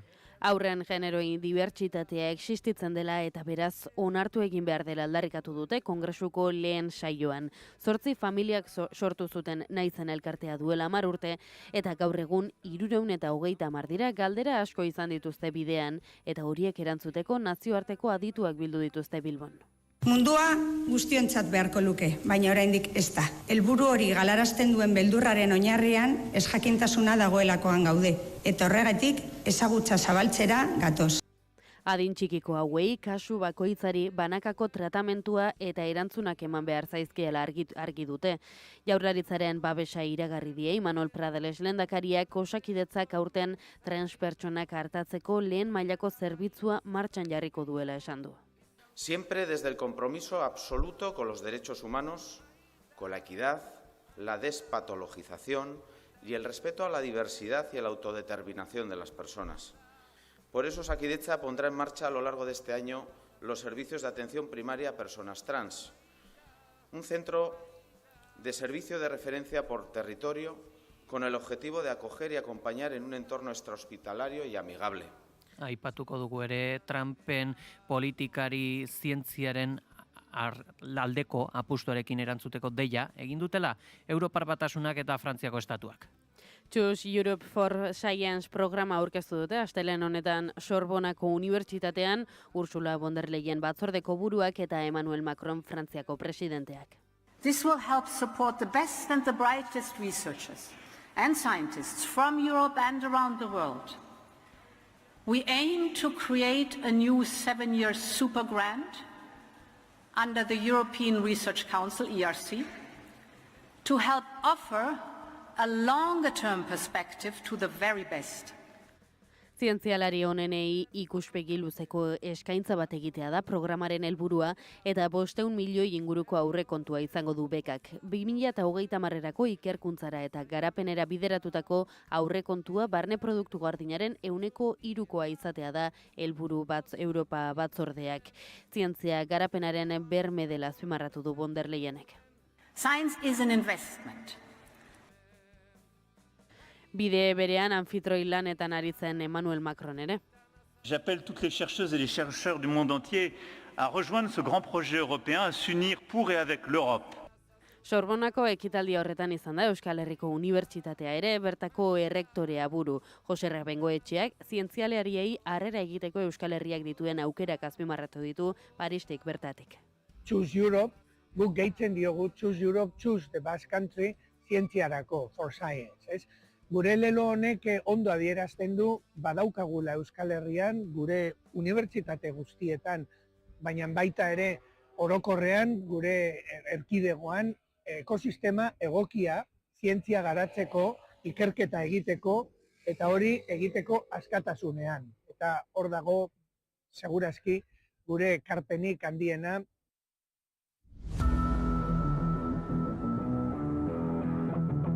Kirol aria, naiz irratian.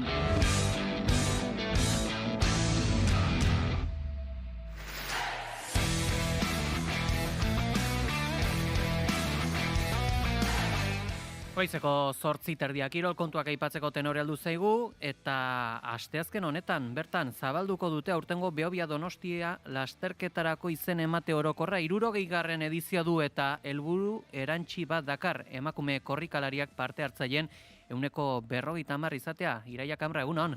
Egunon, egin dezagu posible leloarekin ari dira antolatzaileak helburu hau sustatzen. Orain 7 urte ezarritako erronka da urtengo bete nahi dena. Adintarte batzuetan azken urteetan garapena ikusgarria izan da. 20-30ko tartean adibidez, azken edizioetan 140tik gorakoa izan da emakumeen parte hartzea, eta honek beste adintarte batzuetan ere eragina izan du. Kanpaina honetarako beste testigantza eman duen Arantza Seinen kasua da.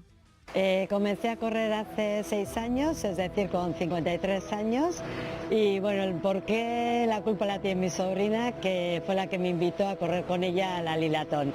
Me parecía imposible porque yo solo corría para coger el autobús cuando se me escapaba, así que bueno, lo conseguimos. Y mi siguiente objetivo fue comprar unas zapatillas porque quería seguir corriendo. Y lo que hice a partir de entonces fue de momento apuntarme en carreras solidarias y bueno, ahora aquí estoy. Emakumei egindako dei berezi honetan, Catherine Switzer famatua ere berdintasunaren aldeko erreferentzia da. 1967an bera izan zen Bostongo maratoia ofizialki korrika egin zuen lehena, munduari bere amantzion hainbat gizonek bultzaka lasterketatik ateratzeko saiakera egin zuten unea jasotzen zuen irudiak. Choose 3 women you know and tell them we're going to be 50-50 in the Behobia by 2025 and you work together. You'll have so much fun. Open Neskak. Go to Behobia. Azken urteetan izan den garapenean mugarria izan nahi du 60. edizio honek. Lasterketan parte hartze parekidea lortuta. Egin dezagun posible. Egin dezagun posible. Egin dezagun posible. Egin dezagun posible. Egin dezagun posible. Egin dezagun posible.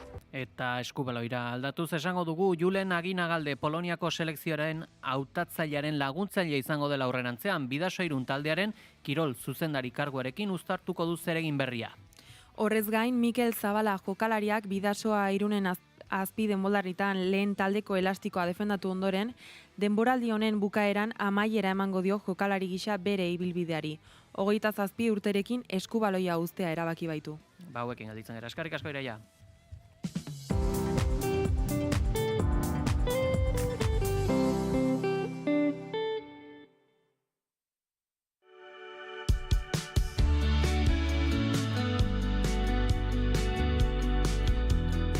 Zenbatetan pentsatu duzu, zure etorkizuneko etxean? Nik askotan.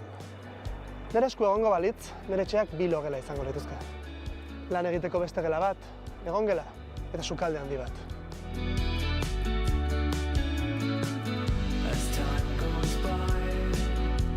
Baina egoera latza da, etxe bizitzari dagokionez. Edo hori diote. Egia esan, enaiz gaian aditua. Egun okertzen didaten gaietetik urrun mantentzeko joera izaten dut. Eta uste dut, enaizela bakarra, ezta?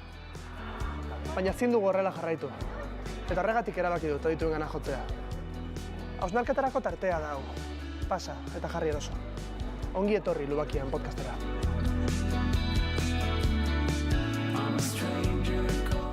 Bigarren kafearen eskutik, Lubakian podcasta. Naiz irratia. Bakarrik edo soilik. Noiz erabili behar duzu bata edo bestea? Bakarrik eta soilik hitz baliokideak dira, sinonimoak. Baina beti dago baina bat. Dagokien elementuaren atzean jarri ohi ditugu eta ondoren izaten dute aditza. Adibidez? Aurten 15 egun soilik izango ditu toporrak hartzeko. Alegia 15 egun bakarrik? Bingo! Ba, ze gutxi. Adibide bat zen Nerea? Badakit, Ander, badakit.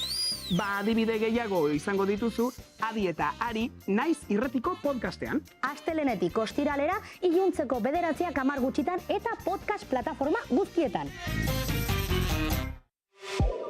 Adi eta Ari. Euskara lantzeko Naiz Irratiko podcasta. Hartu egunero 6 minutu eta hobetu zure euskara Naiz Irratiko Adi eta Ari podcastarekin.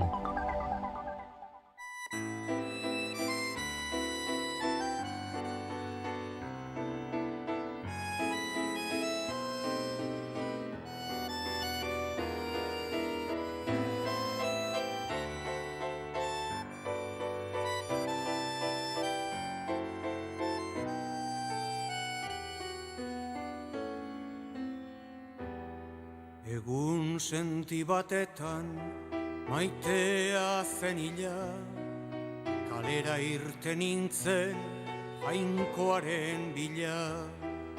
Nerekin aurrez aurre esplika zedila. Behingo zutzi zezala zedu goi isila. Zutaz maite egina dut galde, zutaz maite, egina dut galde. Bakardade handi bat neukan bihotzean, negar egiten nuen zutaz oroitzean. Galdera egin nion jaunari hotzean, gizonok noragoaz mundutik hiltzean. Zutaz maite egina dut galde, zutaz maite egina dut galde.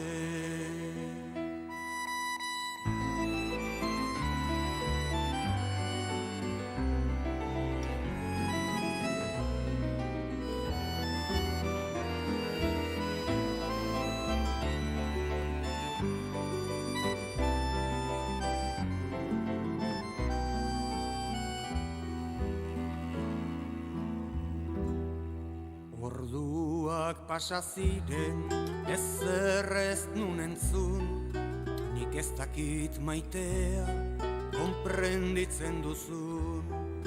Arratsaren ilunak eguna bilduzun, jainkoak inundikan ez zidan erantzun. Zutaz maite egina dut galde, zutaz maite, egina dut galde.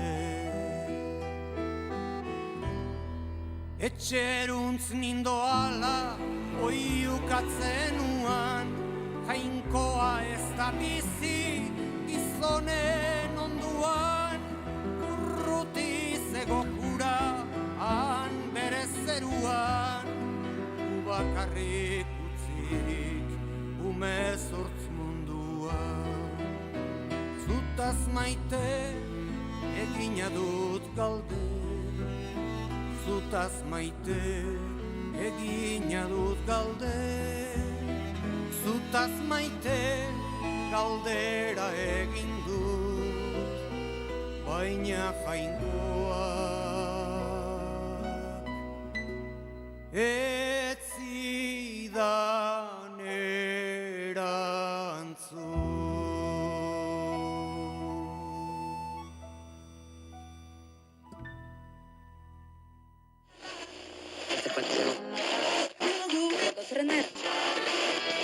Zara konturatzen, iaia, noiz datorren aldaketa, bateria batetik, organiko gotik, elektronikora pasatzen dira. Eguerditan irekitzen dugu musikariako mikrofonoa. Euskal musika eszenaren berritasunak ardatz. Kaixo, Fermin. Opa, kaixo. Aritz Artola, Gabon. Kaixo, Gabon. Bide Hernando Muñoz, Inigo Etxarri Sistiaga. Gabon. Gabon. Gabon. Aurkezpen berezirik ez du behar, baina aurkeztuko dugu Ruper Ordorika. Hemen daukagu gurekin gaur, Ruper, zer moduz? Ondo, eskerrik asko. Josuna Arakistain eguerdion. Kaixo eguerdion. Zer moduz zaude? Oso ondo? Bai, egualdi honekin, eta kantu berri ateratzen, eta... Bai, ez da. Bai, dena ondo. Anari Alberdi Santesteban, azkoitiarra, eta hemen daukaguna. Kaixo, Anari, zer moduz? Kaixo, ondo. Eta gauero, 10:00 aurrera, musikarien lanei behar duten tartea eskaintzen diegu. Musikaria, egunero, eguerdiko 12 eta laurdenetan, eta gaueko 10:00.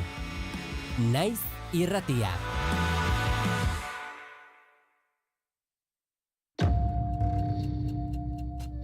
Historia honetan kontatzen da, hasieran, ontzak, ez daukala lumarik eta zerre, eta biltzen zen beti hotzak, eta itxusi, eta lotxa maten zion. Gazta zati bat, eta gazta zati bat, ogiaren ondoan. Zer ingo dugu? Ta, bueno, ba ikusten duzue horko soro hori? Bai, zeingo deu, ta. Eta orduan, guztiak lo zeudela proestuta, bere logelatik irten, eta isilik, Madalenen logelaruntza joan zen. Eta gurdi bat ekarri zuten, bertan hilkutxa bat zeola, eta Alferra Handilari han etzateko esan ziren. Eta Alferra Handila, beste zereginik etzuenez, han etzanda jarri zen. Basa jaun, gu herritarrak gara, eta badakigu baduzula lanerako erraminta bat. Eta katu, ipuña, bukatu. Ala bazan ipuinak podcasta entzun gai duzue Spotifyen eta Naizeko YouTube kanalean. Eta irratian zuzenean, larunbat eta igandetan goizeko 9:00 albistegia amaituta.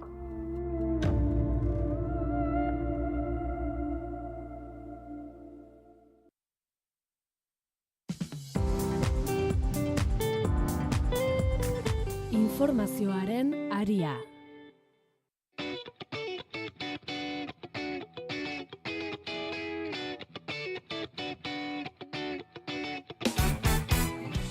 Heldu zaigu analisi mailari tartea egiteko unea, eta goiz honetan gurekin daude Mikel Urdangarin filosofoa eta Eguzki Urteaga soziologoa. Egunon? Egunon. Zer moduz? Egunon. Ondo, euri jasa ederra egiten du eta hemen aterpean bikain. Da, beno ba, adi egoteko eguna izango da, bueno, udaberrian ere murgiltzen ari garelako, eta temperatura pixka freskoak ditu, ikusi dugu telebistan, hemen dauzkagun gure bi telebistetan, jeidan ere 6 gradu azpitik izan dutela, eta gia esan, atentzia ere horretara joan zaigu, baina atentzioa, azken ordu eta egun guzti hauetan ere itzaldian egonda, espero gabeko bizipena izan genuen, duela 8 egun. Aste honetan bertan ere, itzalaldiak albiste izaten jarraituko du. Bihar bertan Pedro Sánchez kongresuan izango da, eta azken 24 orduetan jakin dugun beste kontuetako bat ere bada, 3. gertakari bat ere egon zela itzalaldi orokorra izan aurretik. Atzo saiatu ginen bat egiten Aramaiorekin. Arabako herriak iskina egin ziolako iraganden asteko itzalaldiari, Aritz Santa Maria atzo bertan han herrian izan genuen, eta Asier Agirre alkaterekin izan da, beraien herriko banatzaile propioak nola eragin zuen jakiteko eta bide alternatiboak zeintzuk diren ezagutzeko. Aramaiok iskin egin zion itzaraldiari argindar sistema propioa baitu. Arabako herriak udal argindar banatzaile propioa du eta ez du sare nagusien beharrik. Astelenean 21 minutuz egon ziren argindar gabe eta tarte hori behar izan zuen udalak udal teknikari batek sorgailu propioa pizteko. Aramaioko argindar banatzailea da enpresa publikoa eta udal konpainia hori arduratzen da argindarra sortzeaz eta herrian banatzeaz. Eta linea elektrikoa udalarena da. Gaur Aramaiora etorri gara udal sorgailuaren nondik norakoak ezagutzera eta Aramaioko alkatearekin, Asier Agirrerekin eta Xabier Arriola Bengoarekin argindar enpresako teknikari ohiarekin gaude. Egunon, Asier? Egunon. Egunon, Xabi? Egunon. Bueno, lehenik eta behin nola bizi izan zen duten itzaldia? Bueno, erre txiki bateko gora berak, ez? Agia joaten ohituta ez gaude, baina gertatzen da. Ez genuen espero da gu bakarrak ez ginena. Orduan, agia joan zan eta berriz gu martxan jartzea joan zan teknikari eta martxan jarri gendun. Eta nola izan zen argindarra berreskuratzearen prozesu hori? daukagu internetez egiteko aukera daukagu, eta hor 3 minutu barruan generadore aktibatzeko gaitasuna daukagu. Baina zelan interneta erortzen zebilen, teknikaria Jon joan behar izan zen argindar lineara mozten, eta gero berriz etorri eta piztu egin behar izan zuen generadorea. Egunerokotasunean nola funtzionatzen du energia sorgailu horrek? Sorgailu hau ez dago egunero martxan. Sorgailu hau jarri izan, hor dau, eta hau da argi etenaldi bat dagoenean sokorro sistema bat. Ez da generagailu bat argindarra sortzeko egunero herrian eduki alduguna. Gu ez gara generatzaileak, gu distribuidora eta komerzialtzaileak gara, eta orduan hori daukagu alternatiba bezala, gertaera bat dagoenean zerbitzuan mantendu beharra daukagulako. Obligatoria bat daukagu hori horrela eukitzeko. Aipatu dugu lehen Aramaioko argindar banatzailea dela udal konpainia, zer dela eta hartu zenuten hau sortzeko erabakia, Xabi? Hau erabakia izan zen, guk enpresa garenez eta diru iturria Madriletik jasotzen dugunez baita ere, derrigortuta gaude inbertsio batzuk egitea. Orduan, nola arazo geuzkan eten batzukin argindarrarekin, erabaki genuen grupo sokorro jartzea. Eta zer onura du energia sorgailu propioa izateak? Ziurtatzeko pizka bat eten hori ez egotea, ez? Sortzen dugu kalidade bat herriendako, ez? Kalidadea. Eta enpresa pribatuekin alderatuz merkeagoa ote da enpresa publiko batekin edo baten bidez energia sortzea? Ez. Sistema oso arregulatuta dago. Guk banatzailea moduan diruturria daukagu Madriletik, energiako industria energia, eta horrekin moldatu beharko gara. Azkenik energia berriztagarrien bueltan eztabaida piztu da hitzaraldia dela eta zer esango zenukete zentzu honetan? Ez dute jaso ondo?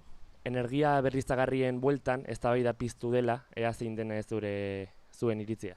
Nire iritzia da elkar egoteko ondo dauela, moduz badagoela, teknologia badagoela hortarako eta arazo ez dela egon beharrik. Energia berriztagarrien inguruan garbi dagoena da hortara joan behar garela, ez? Azkenean guk orain daukagun sistema ez da berriztagarria, gasoilaz funtzionatzen sistema bada, baina bai kiroldegian jarri ditugun plakak bai dira energia berriztagarriekin, eta orokorrean hortara joan behar gara. Fosiliak bukatzen dabiltza, eta badakigunez hori holan egin behar da. Gertatzen dena da pausatuta eta neurtuta eta azterketa sendoekin implantatzen hasi aurretik. Eta nik uste dut oso berandu gabiltzala, administrazio oso berandu da bilela. Eta gero gestionatzen dabiltzanak energia momentu honetan, botere ekonomiko eta faktiko horiek kontrolatzen dutela sistema. Eta sistema lokalagoa beharko genduke, herriak autonomia gehiago beharko genduke, eta gure energia sortu eta gure energia banatu beharko genuke. Azken finean, herriak bere izaera propio izateko. Estatu mailako sistema batek mundu mailan kontrolatuta dagoenak ez dauka zentzurik gaur egunean, etekin ekonomikoa bada diruiturri nagusia gainera. Bada, eskerrik asko bikote gaur naiz irratian egon izanagatik. Une honetan aitortu behar dugu Aramaioko argindar banatzailea ez dela Hego Euskal Herrian dagoen udal argindar enpresa bakarra izan ere, Gipuzkoan, Tolosaldean, Tolargi konpainia dago, 6.000 bat punturi hornidura ematen diena, eta Oñatin oinarri enpresa dute ere bai, Pegi. Gatzaga bai. Gatzaga, ez? Legintzargi enpresa publikoa da, Gatzagako udaletxarena, eta Aramaioko argindar banatzailea arduratzen da hori gestionatzeaz. Hortxe gelditzen dira zehaztasunak. Hemen txen, Aramaioko esperientzia, jakin nahi dugu, zer iruditzen zaizuen alternatiba hau, hor aldarrikatu dute, herri sortu eta banatu beharko litzatekela elektrizitatea, hori esan du Asier Agirre alkateak, baina bere alboan genuen teknikariak esan du Madriletik elektrizitatearen banaketa aski arautua datorrela, Mikel? Bai, nik uste elementu interesgarriak planteatu dituztela, ez?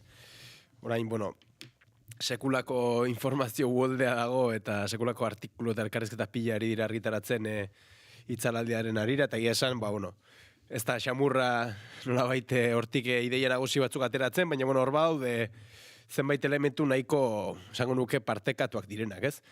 Alde batetik azpimarratu da, eta uste Aramaio badela horren lekuko, ez? Bueno, sistema deszentralizatuago baten beharra, elektrifikazioarantz balin bagoaz, hau da, erregai fosilak batera utziko balin badira, eta energia iturri nagusietakoak elektrifikazioari lotutakoak izango balin badira, eta tartean noski berriztagarriak, ezinbestean, bueno, pentsatu beharko dira, ikusi dugu ez zaurgarria garen, eta nola, kasu honetan, bueno, alako akats edo erratze bat egon ostean nola Iberiar penintxula osoa geratu den argirik gabe, eta ondorioz denak hemen geratu ginen, beste lani egin ezin da, eta arazo larriagokin ere bai jendea, ezta? Beraz, horren aurrean, bueno, sistema deszentralizatuago batek usteet bermatuko lukela, bueno, elektrifikazioarantz balin bagoaz, balako balizko akatsek, bueno, balako ondorio orokorrik ez izatea, eta balako ondorio larririk ez izatea, ezta? Eta gero badago beste elementuan ikuste interesgarria dena bide batez, ez? Da, bueno, tokiko enpresa publiko bat dela, nolabait hau kudeatzen duena, Aramaioko argindar banatzailea, eta usteet hau dela jokoan dagoen beste eztabaida nagusitako bat, ez? Pedro Sánchezek esaten zuen enpresa pribatuei, jakin badakigu energiaren bueltan sekulako oligopolioa dutela enpresa gutxi batzuk, eta hor, bueno, kontuak eskatu behar zizkiela, ezta? Baina hor galdetu beharko da, ea enpresa gutxi hoiek zergati duten alako boterea, ezta? Eta usteet, bueno, ezinbestean, horren aurrean, bueno, trantsizio energetiko bat egingo balin bada, ezinbestean planteatu beharko dela, nola lortuko den, orain aipatzen zuten bezala, kontrol publiko bat, kontrol komunitario bat, trantsizio energetikorako legeak, Araba, Bizkaia eta Gipuzkoan onartu zenak, planteatzen du gutxienez 20% izan behar dela kontrol soziala, publikoa edo komunitarioa. Bueno, hor planteatu beharko da. Eta gero, azken galderari lotuta, bueno, hor aipatu dira, ez?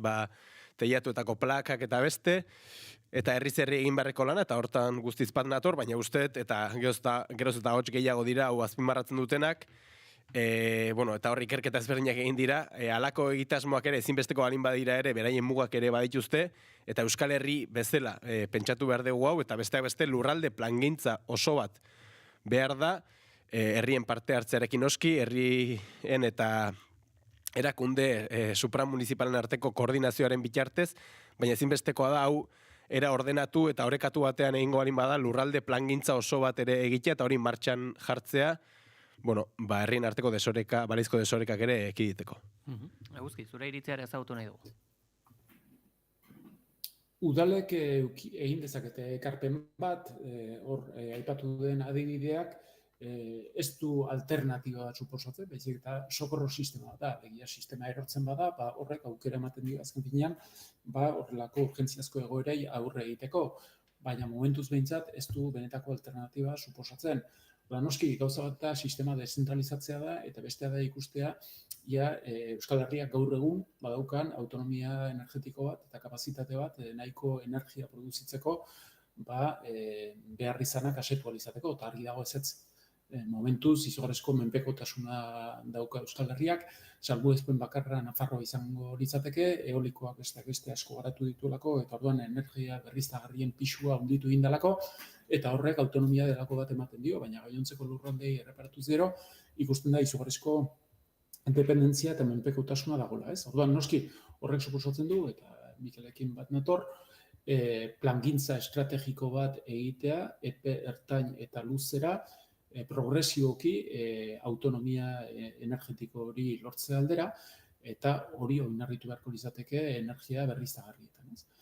Orduan, ikusi dut hor geldialdia egon zenetik, itzalaldia egon zenetik, eztabaida interesatu batzuk ere bultzatu dituzte, sektore batzuk, bereziki energia nuklearraren aldekoa direnak, esaten dutenak, azken finean, energia berriztagarriak ez direla hain seguroak, elektrizitateen produkzioa ez delako konstantea, baizik eta variazioak ezagutzen dituelako, besteak beste eguraldia eta klimaren ondorioz, eta orduan sistema hori estabilizatze aldera energia nuklearra bultzatu beharko lizatekeela. Horren kontraejemploa da Alemania. Alemaniak izugarrizko esfortzuak egin ditu azken urteetan energia berriztagarriak bultzatzeko, beren energiaren produkzioaren 40% baino gehiago energia berriztagarrien bitartez lortzen dute, eta ez dute ezagutur lako beten aldirik, horrek esan nahi du azken finean, galdera edo problema beste toki batzutan kokatzen dela, energia produkzioaren eta horren kudeaketaren protokoloetan. Gogoratu behar da, Espainiar sistemak martxan jarri zuela segurtasun protokolo bat 1996an, eta geroztik ez dela berritu izan.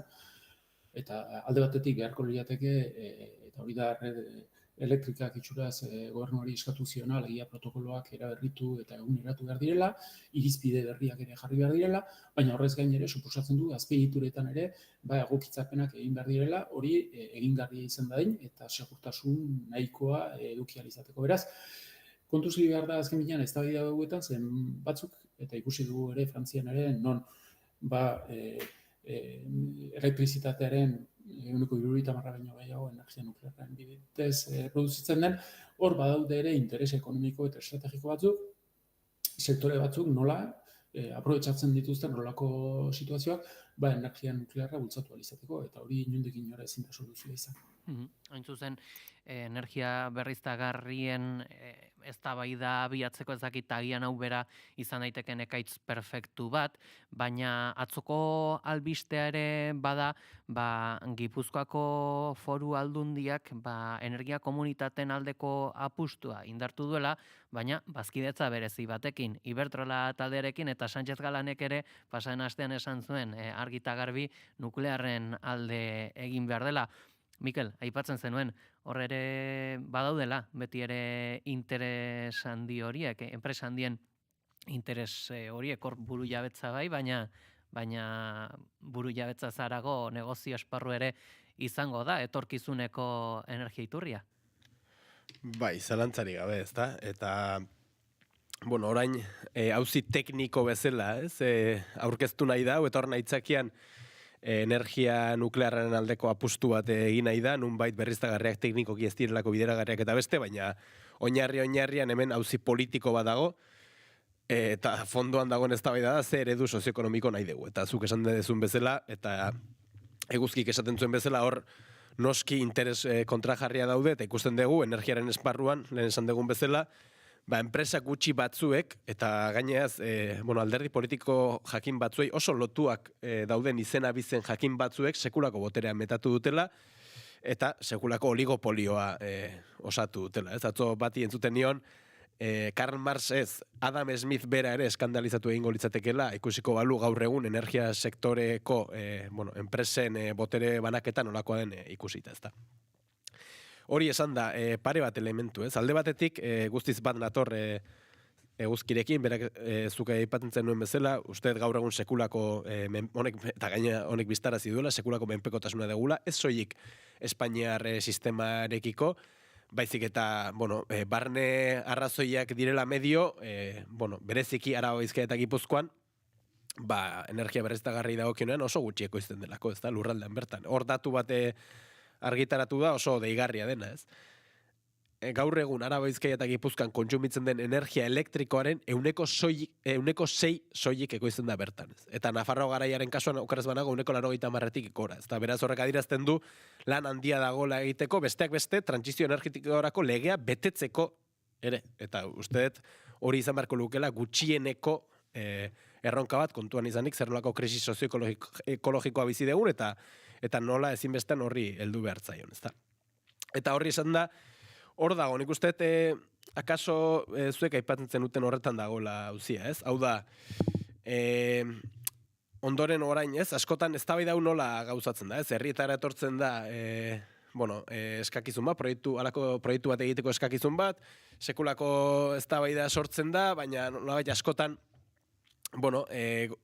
nolabait, enpresa pribatuen, badirudi, eta hori geroz eta hots gehiago esaten ari dira, lurralde plangintzarik ezean, badirudi, nolabait, enpresa pribatuen, interesen menpe daudela, alako proiektuak, eta horren aurrean nola egin, esan da bezala, kontrol publiko hori, kontrol komunitario hori bermatzeko, azteko Euskal Herri mailan eta kasu honetan badakigu zatiketa administrazioak bere pisua duela, erkidegoka besterik ez bada ere plangintza bat egiteko, plangintza demokratiko bat, orekatua izango dena, justua izango dena, errealitate ezberdinak aintzate hartuko dituena, irizpide sozialen arabera egingo dena, eta ez interes korporatiboen arabera, eta ondoren hori nola garatu daitekeen prozesu parte hartzailea hitz egiten dugunan hortaz ari gara, ez da, herritarrek parte hartu beharko dute, eta hor, kontrol publiko hori, komunitario hori nola bermatuko dugu, eta nola bermatuko dugu prozesu besteak beste, lehen aipatzen genduen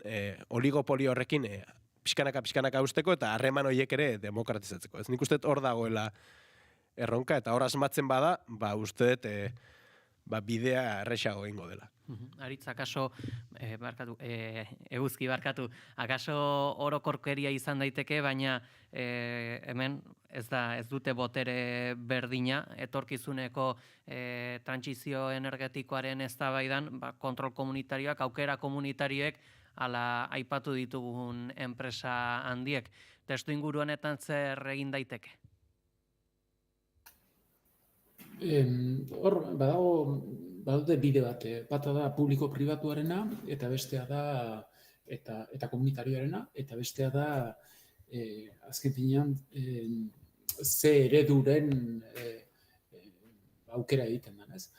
Publiko-pribatu komunitarioan, hor, gogoratu behar da adibidez, Frantzian ekoizle nagusia da EDF.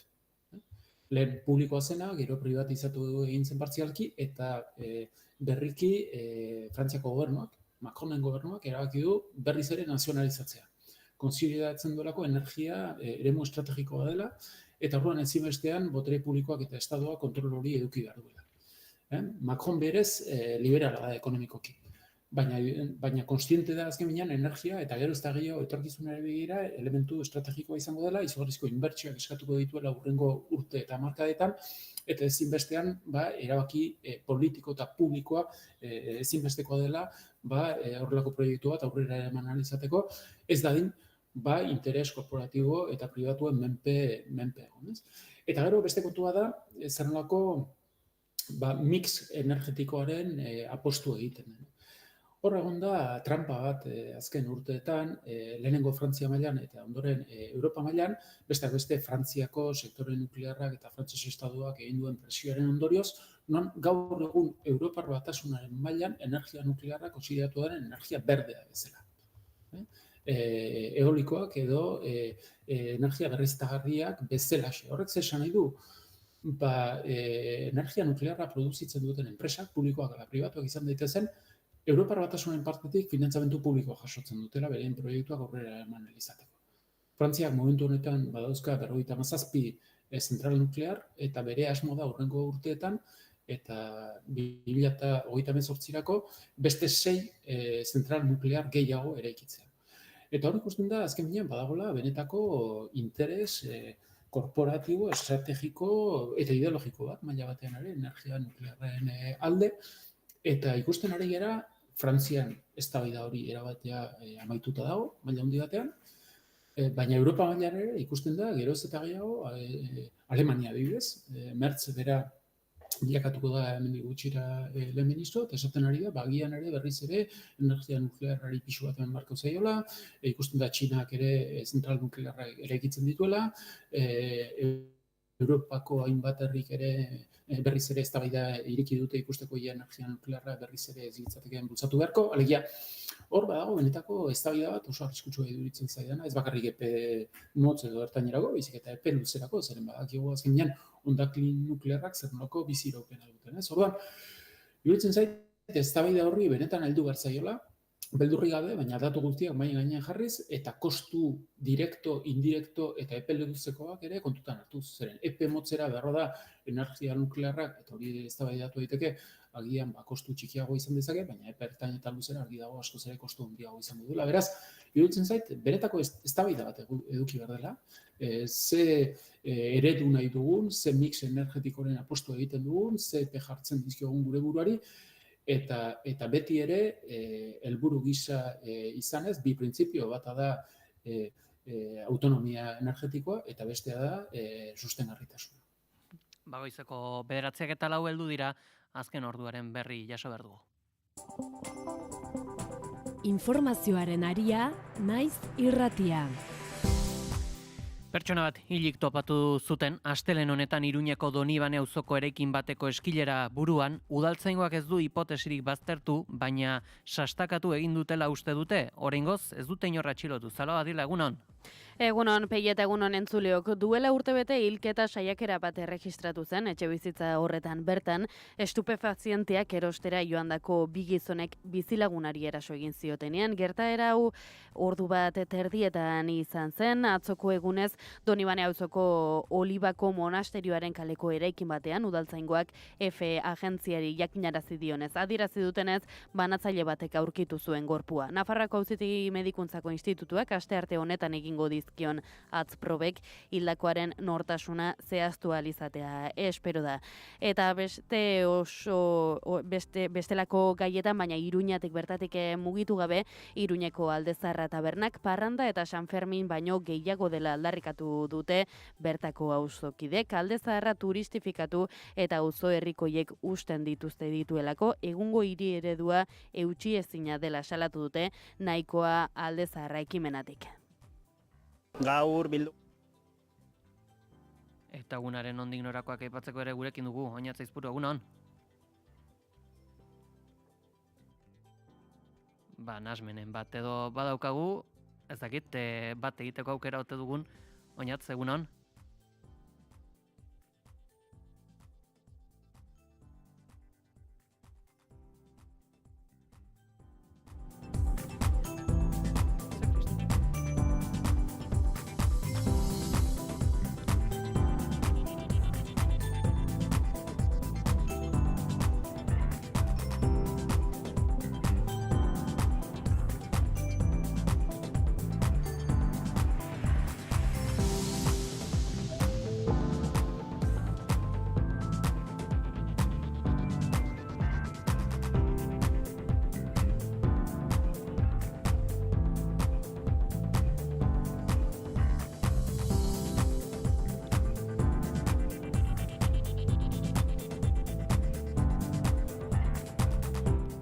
Bat egingo dugu Oñatz Aizpuruarekin, egunon.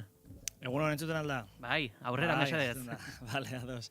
Bueno, Euskaraldiari lotuta Gasteizko Parlamentua bere 11koa aurkeztuko du, dakizunez atarian gaudelako. Gasteizko Parlamentuarekin edo beki esan Lakuako gobernuarekin hitz egiten, esane asteroko gobernu bilera duela eta ondoren prentsaurrekora aterako direla. Bestalde osasun mailaren bilera dela eta prozesu honen inguruko hausnarketa egingo duena Euskal Herria Bildu izango da. Emakume mundu martxaren agerraldia bestaldik Donostian izango da, 6. nazioarteko ekimena aurkeztuko dute bertan.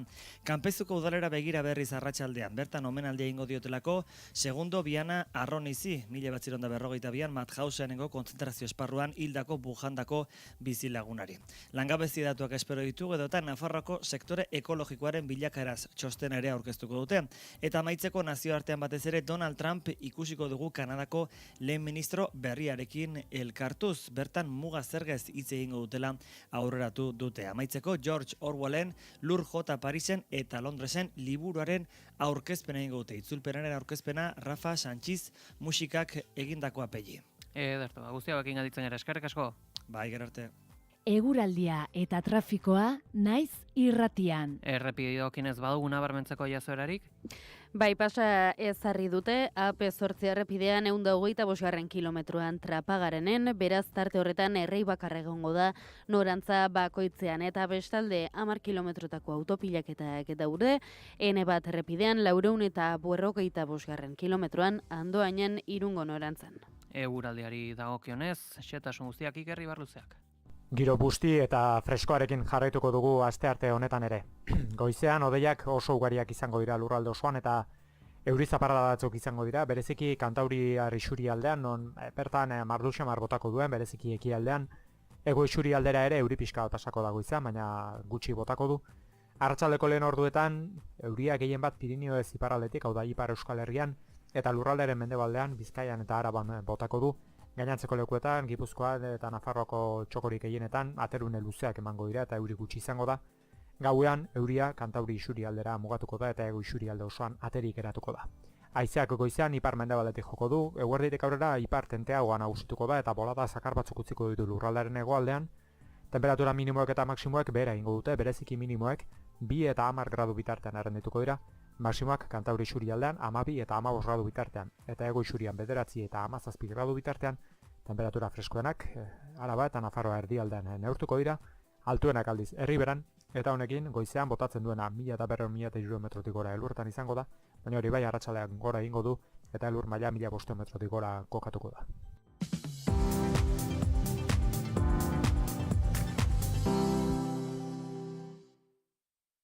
Euskotrenek jakinarazten du.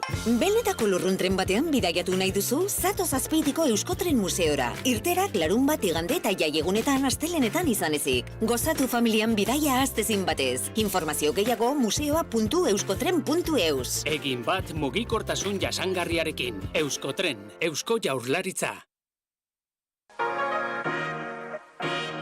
Zure festetarako, txosnarako edo antolatzen ari zaren jaialdirako edalontziak enkargatu dituzu?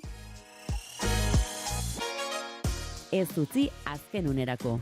Ekolobaso, zure edalontzi serigrafiatuak, Euskal Herrian egindakoak, tailer propioa, azkartasuna, konpromisorik gabeko aurrekontua, 615 756 607, ekolobaso.com.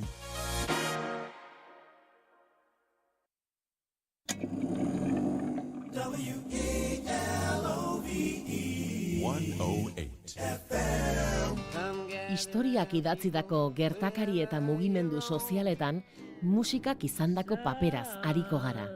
Gramofonoan, historia duten kantuak. Larunbatetan, arratsaldeko 3:00, Naiz Irratian.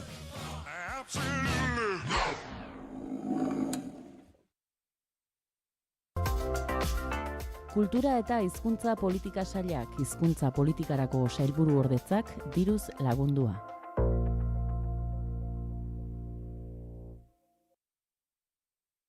Informazioaren aria, Naiz Irratian.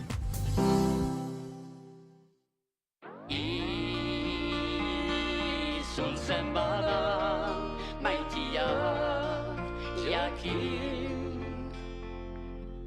Merez izan duela.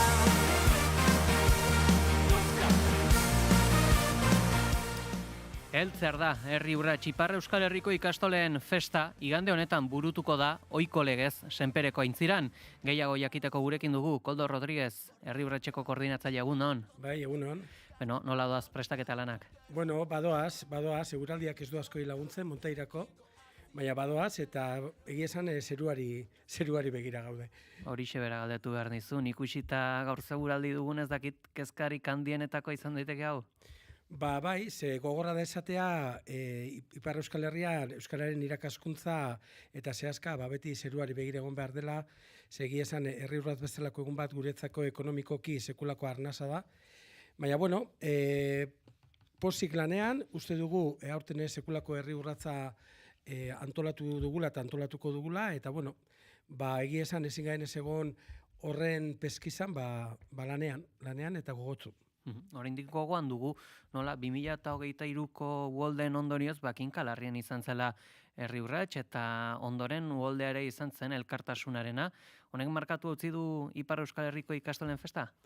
Bai, markatuta utzi du eta egia da, eta beti esaten dugu oso tristea dela, eta horri nolabait ere konponbide eman behar zaiola, zehazke ezin dela egon zeruari begira bere proiektuak aurrera atera izateko, ezta? Eta zoritxarrez oraindik gaur egun, hori errealitate bat da gurean. Asko markatzen du egiten duen eguraldia.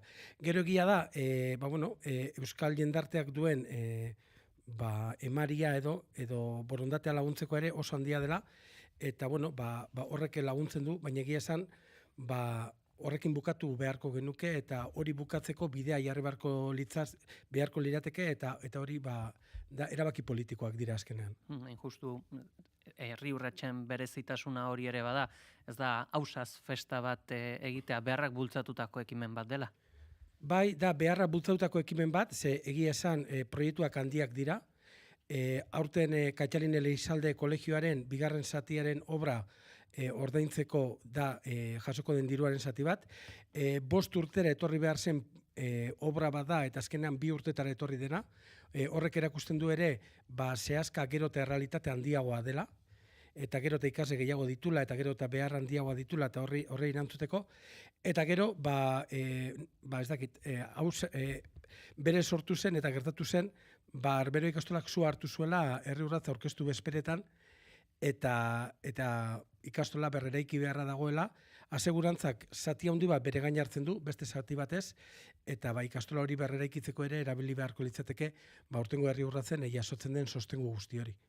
Horre Arberoako ikastola aipatu duzu, baina hemen gurean ere izan genituenean, Seaskako arduradun edo berriak aipatu ziguten ere lanbide heziketan bidea zabaldu nahi dela, honetarako ere beharra izango da?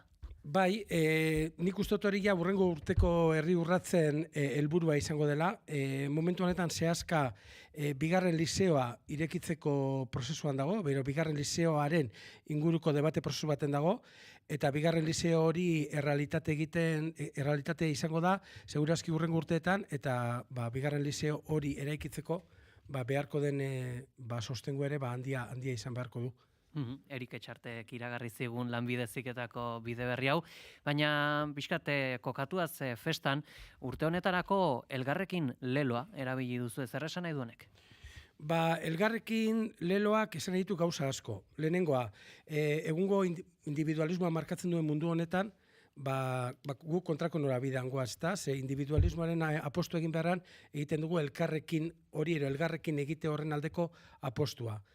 Gero, elgarrekin hori nolabait ere omendu nahi du ikastola komunitatea eta euskaltzalegoen komunitatea. Ze elgarrekin hori elgarrekin ez bagenu egingo, ezinezkoa izango litzatekelako besteak beste herri urratz bezalako beste erraldoi bat aurrera ateratzea, ero Seaska bezalako proiektu bat, gero eta indartsuago izatea. Eta gero, beti, eta azken aldian esaten ari gana, elkarrekin indartsuago gara. Eta azkenan elgarrekin gauza handiak eraiki ditugu, eta horri omenaldi bat izan nahi du elgarrekin lema horrek. Ez da nolabait ere ikastola komunitateari eta auzolanari, egiten den auzolan erraldoi horreri. Bereziki lanean ikusiko ditugu, igande honetan, baina baita ere gainontzeko honetan ere, Seaskako guraso asko, ez dakit, baduzu datua gutxi gorera zenbat pertsona mugiaraziko dituzue txandetan eta baita ere muntak eta lan hauetan. Bai, aste honetan, bi arrazi eta astelena bitartean, 2000 lagunetik gorak ingo dute lan, eta horrek erakusten du auzolan honen dimentzioa, ezta? 2000 guraso eta euskaltzale lanean, Seaska errealitate fuerteago eta Seaska nolabait ere behar duen sostengu hori jasotzeko. Horre gainera ere, entzun dugu hasieran, urte honetako kantua elkartu egin dira, Dupla eta Pantxoa eta Peio, kantua bera arrakastatxo izan da? Bai, hor ere Duplari kantu egitea eskeni genionean, eskatu genion elgarrekin filosofia horrekin egitearena, ezta? Nolabait ere ez izatea Dupla bakarrik, baizik eta elgarrekin hori ere abestian presente gotea, eta presente dago, alde batetik Pantxoa eta Peiorekin, beste alde batetik Pisorekin, eta nolabait ere, aurten ere beste helburuetako bazen, nolabait ere jende gazteari aurreko abeslariak edo aurreko euskal musikaren referente izan direnak ezagutaraztea, eta kasu honetan jende helduari ere euskal musika berriaren referente horrek ere ezagutaraztera ematea. Hor dago Piso, hor dago Dupla, euskal musika berrian, eta Pantxoa eta Peio, esan dezagun, antxinakoago, erosarrago hori, gaztegi erakuste ere, bere garaian Erramun Martikoenarekin lortu genuen bezala. Herri urratsek ere badu bere bide propioa musikari dagokionez, proposatu egiten da Euskal Herriko talde ezberdinei euren ekarpena egitera, ostera gero ere herri urratsen kontzertu propio eskaini ahal izateko, pixkat urte honetan nola joan da kontua? Diozu programazioa idagokionean edo abestia idagokionean? Abestia eta abestia sortzeko prozesua, egiten diren proposamenak, okerrez banago, diska edo maketa bat ateratzeko aukera edo jarri zen? Ez, hor musikarekin bi kontu izatetu, aldatetik maketa lehiaketa izaten dugu. Hori da, lehiaketa. Bai, azken urteetan, aurten bigarren aldiz egin dugu, nolabait ere aukera emateko Euskal Herriko talde berri guzti hoiei, herri urratsen egoteko, zen normalean izen handietara jotzen dugu, eta hori hola da. Baina, egia da, sekulako aberastasun musikala daukagula Euskal Herrian, eta nolabait ere, aberastasun musikal horreri bide egiteko maketa lehiaketa antolatzea erabaki genuen. Aurten 29 taldek parte hartu dute, eta 29 talde horietatik Karena taldeak irabazi du, eta hor egongo dira. Eta bai,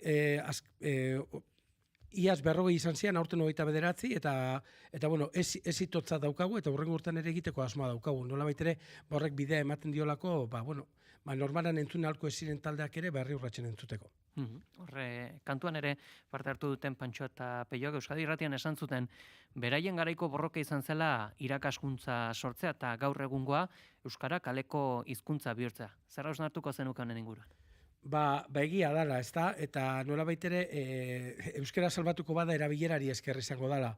Ze gertatzen da, erabilera hori bermatzeko ezagutza bermatu behar dela. Eta gaur egun, Ipar Euskal Herrian ezagutza bermatzeko modu eta aukera bakarra jende gaztean, kontutan eukita soziolinguistikoki zein den egoera, hori eskola dela, eta kasu honetan hori bermatzen duen bakarra zehazka dela.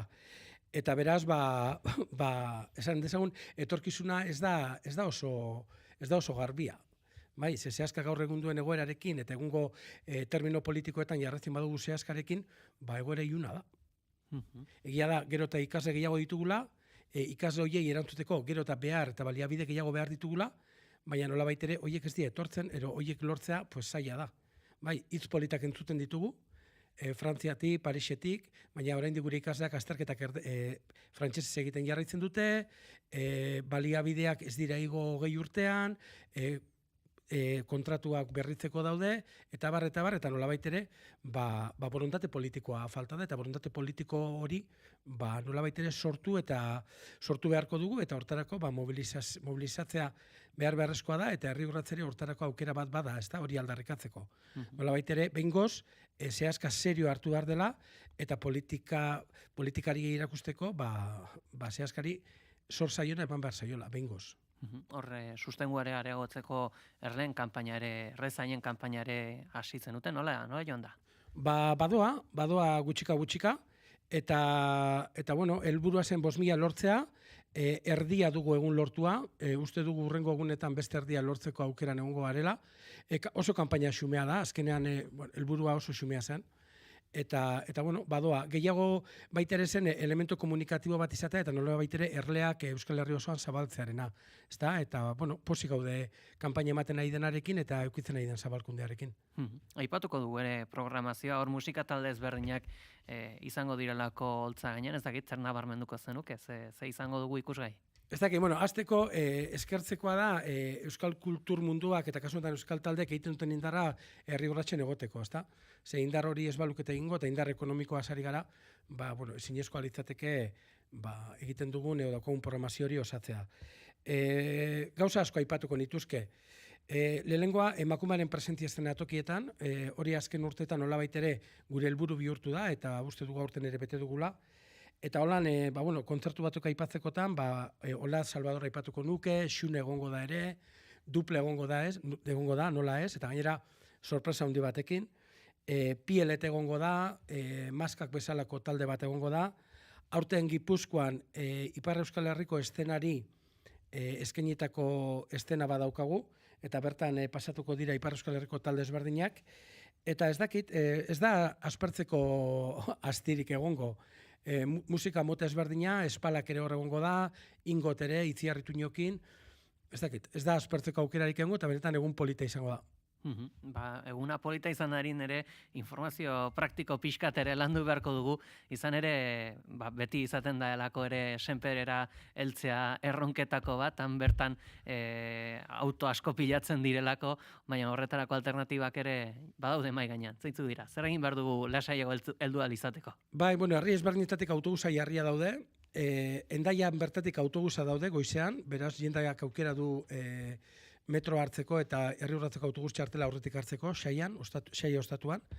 Eta gero, kotxe hurbiltzen direnei, lasai hurbiltzeko, senperen bertan aparkatzeko aukera handia dagola, eta gainera egun guztian zehar nabetak ibiltzen dira senperetik lakura bitartean, denbora guztian, eta bueno, hurbiltzeko pazientziaz, ze errepidea direna dira, baina lekua badagola eta hurbiltzeko.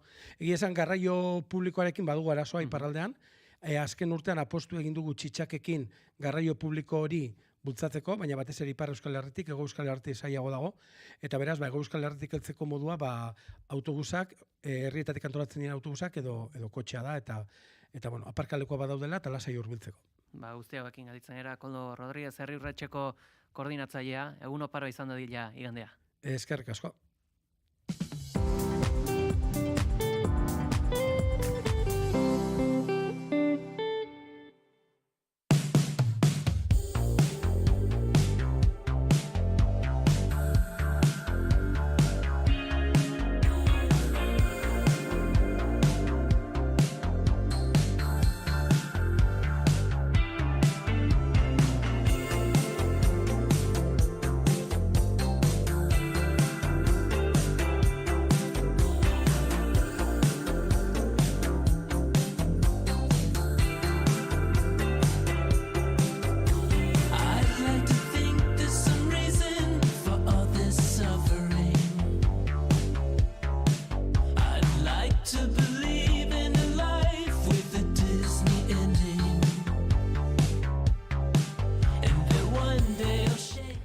Goizeko beratziak eta 25, Koldo Rodríguez hemen agurtzen ari ginela, nabarmendu dugu dagoeneko lehorroburuetako bat, sehaska ezin daitekela zerura begira egon. Zerura begira, Herri Urratxe oparoa izan dadin. Zerura begira, euskarazko hezkuntzak babesa izan dezan. Pixka bat ere, beharrak sortutako ikastola eredu bat ere bada sehaska, pixka bat ere bizi oso bat zerura begira.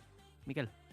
Bai, nik uste lerroburu eta metafora gordina, baina oso argigarria dela. Zerura begira, kardenalak egon daitezela, baina uste dut, Euskarak, Euskal Herritarrok ezin degula ala egon, ez? Ez sehaskak eta oro hartzuk aipatzen zenuen bezala, Euskararen bizi berritzeari dagokionean, ezin degula, azken batean, beste batzuen kapritxo arbitrarioen menpe egon, ez? Auzitegien, Euskal Herriko errealidade eta gehiengoekin inongo zerikusikirik ez duten gobernu eta bestekiko, ez?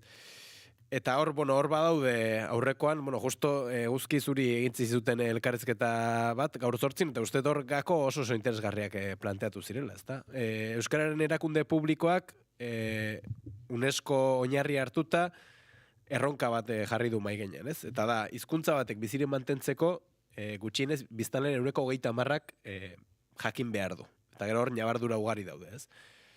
Karo, horrek gaur egun, kontuan izanik 2050 bitarteko prospekzio ariketa bat eginda, horrek implikatzen du 54.000 hiztun berri behar direla Ipar Euskal Herrian, ezta? Beraz, argi dagona da, erronka horri helduko balin bazaio, eta 30%ko gutxieneko hori, berriz diot, gutxieneko hori lortuko balin bada, hemen ere, nolabait bestelako politika publikoak beharko direla, bestelako borondate bat, bestelako indar bat, bestelako legedia batzuk, bestelako sostengu bat ezinbestekoa izango dela. Ezta beraz, hori da, nik uste titular nagusia. Eta gero hor, bota ditu beste pare bat elementu niri oso interesgarriak iruditu zaizkidanak, ez? Alde batetik, elgarrekin leloa bera uste oso interesgarria dela, lehen aritu gara, ez? Kontrol komunitarioaren behar, ez eta beste, baina kontrol komunitarioa egoteko komunitate hori egin behar da. Eta uste eta lako egitasmoak funtsezkoak direla, eta hor Euskal Gintzak sekulako papera jokatzen duela komunitate gintza horretan ere, eta hor uste, bata eta bestea ezin hobeto lotu daitezkela, eta gero hor dago, nik uste, erronka nagusietako bat, ez? Pantxo eta Peioren aipoa aipatzen zenuen, nola bilakatu euskara kaleko hizkuntza, eta hor uste, maigaineratu direla elementu interesgarrek, ez? Alde batetik ezagutzari dagokionean nola eman urrats berriak, lehen esan dugu, 54.000 hiztun berri lortzeko, sehaskak baliabide gehiago beharko ditu, murgiltze eredua nola orokortu daiteke, beste basoa euskaraz egin izateko eta beste, gaitasunean nola trebatu daiteke, harreman sare bat nola bermatu daiteke euskeraz naturaltasunez, kako txartean diot, baina normaltasun osoz egin izateko eta beste, beraz, uste, erronka ugari jarri direla mai gainean. Eguzkizuk zeuk, Mikelek aipatu duen elkarrizketa horretan gaur 8 aipatzen zenuen paradoxa zela, inoiz ez dela inbeste ikaslegon matrikulatua irakaskuntza elebidunean eta murgiltza ereduan, sehaskak 4.200 ikasleko langa gainditu du, eta inoiz ez da inbeste ikaslegon helduen formakuntzan ere, 1.600 inguru, baina une berean populazioa abiadura handiagoan azten denez, horrek eragiten du euskal hiztunen proportzioa populazio orokorrean murrizten ari dela. Eguzki, zure hitzak dira hauek, pentsatzen dugu ere paradoxa honek ere azaltzen duela, ere gure hizkuntzaren euskararen kale erabilera bera? Bai, eta argi dagoena da, Ipar Euskal Herrian marko normatiboak bere biziko garrantzia daukala. Alegia euskara ez da hizkuntzako ofiziala, baina ez hori bakarrik. Molak legea onartu zen 2021 eta Molak lege horrek aurre ikusten zuen besteak beste murgiltze ereduari aitortza ofizial bat ematen zitzaiola.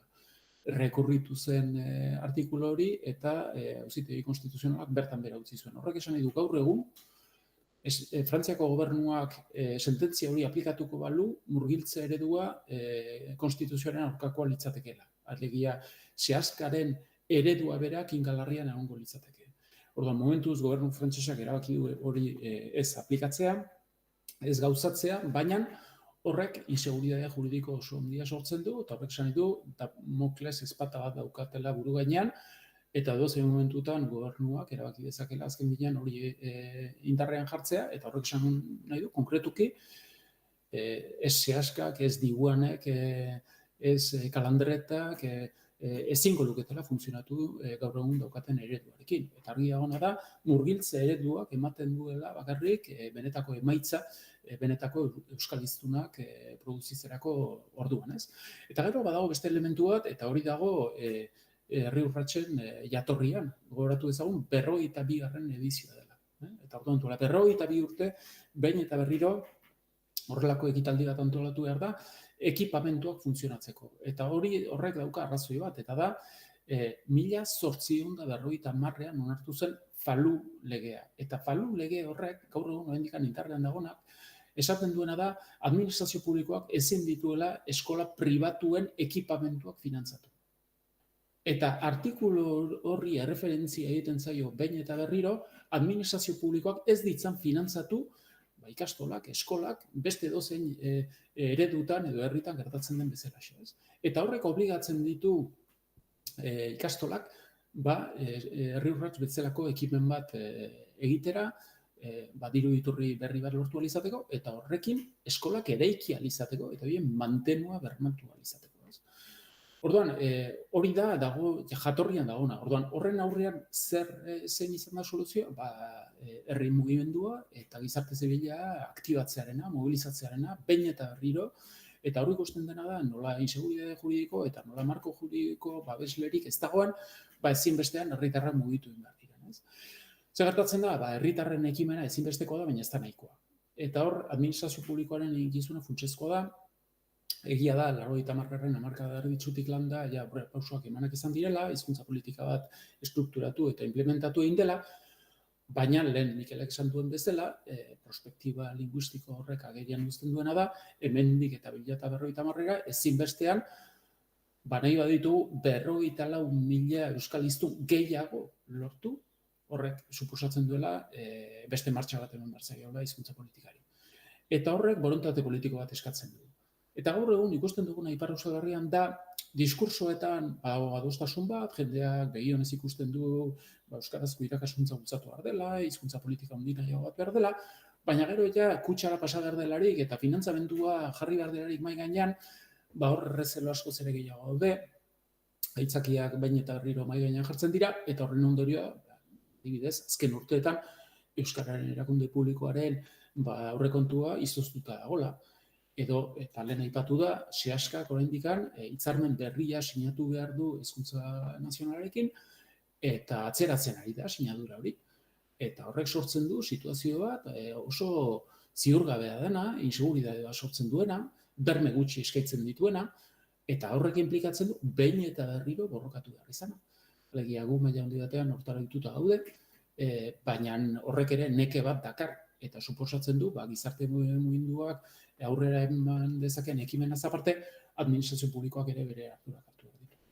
Agian hori bera, aipatzen zenuen Ipar Euskal Herriarekiko, baina nik neuk Hego Euskal Herriarekiko ere bete-betean aplikatuko nuke, hor baitago aldarrikapen nabarmen hori, esaterako AEKak berak ere beti aldarrikatzen duena euskararen irakaskuntza unibertsala, eta doakoa ez lehenbizi diru aurreratuz eta gero diru itzuliaz, Zakit, pentsatzen duzue hau baliagarria izango litzatekela, ez dakit galdetu nahi dut, hau da, unibertsala eta doakotasuna aplikatuko balitz lehenune horretatikan nabarituko genuke emaitzak, eraginak, aldaketak, zuk aipatzen zenituen Mikel, 54.000 biztanle hoien beharrak edo haian ere bestelako zerbait gehiago ere beharko da? Bai, bueno, nik uste hori abia puntua izango litzatekela, ezta? Hau da, bueno, nahi balin badegu, eske nik uste gaina nahiko oinarrizkoa dela, hau da, hasteko denok euskara erabili eta euskaraz bizitzeko aukera eta askatasuna izan dezagun, edo beste edozein hizkuntza aukeratzeko askatasuna izan dezagun, ezinbestekoa da, nolabait horren ezagutza orokortua izatea, ezta? Hau da, ezinbestekoa dira, hau biziak egon daitezen ezinbestekoa dira belarri prestak ere, ez? Uste ezagutzaren universalizazio hori abia puntu bat dala, edozein hizkuntzaren normalizazio prozesu batean, ezta? Eta uste hor, administrazio publikoak bermatu, eta bueno, ez, horren bidean urratsak emango balin baditu, alde batetik, lehen eguzkik esaten zuen bezala, murgiltze ereduaren orokortze baterantz jo beharko da, kasu honetan esate baterako Euskal Herrian bertan, ikusi genuen horren arira zer-nolako eztabaida hontzan hezkuntza legearen bueltan, esate baterako, eta azkenean alderdi sozialistak horren kontraren nola egin zuen Ara, Bizkaia eta Gipuzkoan ere, naiz eta errealitatea oso bestelakoa den, hau da, beraz horren aurrean uste eta abia puntu hori dela, eta ondoren helduen alfabetatzean ere sekulako erronka dago, ez? Bueno, Ipar Euskal Herrian ere erronka hori egon badago, besteak beste kontan izan da gaur egun populazioa nola azten ari dan, eta 93%, Euskal Herritar berrien 93%, Ipar Euskal Herrian Frantziarko eskualdetatik datozela, ezinbestekoa da horren aurrera urratsak ematea, Hego Euskal Herrian ere bai noski, eta hor tartean, kontuan askotan hitz egiten da, ez? Esate baterako migrazioaren fenomenoaz, kontuan izan behar dugu, migrazioaren fenomenoa askotan, migrantek, beraien bizi baldintzak, askotan nahiko prekarioak izaten direla, eta besteak beste ezinbestekoa da doakotasun hori nolabait bermatzea, besteak beste inork arrazoi ekonomikoa direla medio, euskara ezagutzeari uko egin beharrik izan ez dezan, ezta? Eta uste hor bestelako neurriak ere hartu beharko liratekela, ez? Eta ezinbesteko direla. Alde batetik, niri okorretzen zait bat denbora. Esate baterako, persona batek lanean pasatzen balin baditu egunean, ez dakit, eguneko ordurik gehienak, oso zaila izango da ondoren denbora aldartea, patxada, motivazioa topatzea, euskara ikasteko. Beste elementua funtsezkoa izango da, eta hor dago korapilo nagusietako bat, hizkuntza eskakizunak. Hau da, gaur egun jakin badakigu, edozein dan postu publikotara joal izateko, gaztelerera ezinbesteko badintza dela, eta frantsesa ere bai. Hori ontzat jotzen da, hori abia puntua da, euskararekin ere gixako urratsak eman beharko dira, eta ikusten dugu gaur egun auzitegik horren kontra egiten dutela, ez. Beraz, uste, euskararen universalizazio eta euskararen ezagutzaren universalizazio horretarantz, balako neurriak ezinbestekoa direla. Eta hor badago beste elementu bat, eta da gaitasuna. Hori ari dira azpimarratzen, alde batetik, ezinbestekoa dela euskara erabiltzeko aukera izatea eta euskara ezagutza izatea, eta ondoren euskaraz eroso sentitzea, ez? Eta horretarako ezinbestekoak dira, bestelako bide ezberdinak ere jorratzea, ez? Besteak beste eremu informal horretan bertan, ahozkotasun hori landu ahal izateko, ezinbestekoak dira erreferenteak, bai telebistan, youtuberrak, egunerokoan kontsumitzen ditugun horiek ere guri euskaraz hitz egin diezagutela, eta era horretan, uste denok ere erosoago sentituko garela, eta denok gehiago trebatuko garela. Ez hori ere faktore garrantzitsua delako. 2 minutu, goizeko 10 gehi gutxi izan daitezen, aipatuko dugu, Lakuako gobernuko etxe bizitza saiak tentsio eremu izendatu daitezken udalerrien zerrenda eguneratu duela. Txostenean Araba, Bizkaia eta Gipuzkoako 11 udalerrik tentsiogarri izateari utzi diote, eta beste 14 berriz zerrendan sartu dira. Oinatzizpuru. Txosten berri horrek dio, Araban Dulantzi udalerria bizitegi tentsionamenduko egoeratik aterako dela, Bizkaian Bermeo partzialki tentsionatu izatetik osora pasatuko da, eta eremu tentsionatu izenda daitezken udalerrien zerrendan sartu dira Derio, Gorliz, Elorrio, Lekeitio, Ermua eta Sopela. Hala ere, eta etxebizitzaren Euskal Behatokiaren txosten berri horren aburuz, Etxebarri, Ortuella, Gernika Lumo eta Trapagaran bizitegi alokairuaren egoera tentsionatutik aterako lirateke. Azkenik, Gipuzkoan ere aldaketak identifikatu dira, Zarautz partzialki tentsionatu izatetik erabat tentsionatua izatera pasada. Eta gainera, 8 udalerri tentsionagarri berri sartu dira. Bergara, Legazpi, Deba, Oiartzun, Getaria, Oñati, Hondarribia eta Orio. Hala ere, beste 6 herri galduko dute kalifikazio hori, Andoain, Ordizia, Beasain, Urnieta, Lazkao eta Zestoa. Txostenean, legez ezarritako 3 irizpidetako bat gutxienez betetzen dutean 32 udalerri identifikatu dira. Alokairu edo salerosketa prezioen igoera handia edo familia errentaren 30% gorako ahalegin ekonomikoa. Udalerri horiek 1,48 milioi pertsona baino gehiago biltzen dituzte, hau da, Euskal Autonomia Erkidegoko biztanleriaren 67. Kalkulu hori egiteko udalerri tentsionagarrien zerrendan sartu dira dagoeneko izendatu direnak edo izapidetze prozesuan daudenak. Errenteria, Zumaia, Lasarte, Irun, Galdako, Barakaldo, Donostia, Astigarraga, Hernani eta Usurbil esaterako. Lakuako etxebizitza sailburu Denis Itxaso. Eta plan horren helburu nagusia etxebizitza babestuen eskaintza handitzea da. Horretarako Eusko Jaurlaritza prest dago alokairuko babes ofizialeko etxebizitzak eraikitzen laguntzeko. Eta horretarako baita ere etxebizitza eta hiri agenda sailak udalei exigitzen die lurzoruak detektatzeko eta haien eskura jartzeko udal ordenantzak erreformatzeko baita ere, hutsik dauden etxebizitzen fenomenoari aurre egiteko estrategiak ezartzeko eta azken batean udal eskumeneko beste neurri batzuk ere hartzeko. Hoie gabe, zaila izango bailitzateke tensiotik irtetea. Bide hori da egokiena Itxasoren aburuz eta udalerriekin lankidetza gehiago sustatzearen alde ere agertu da.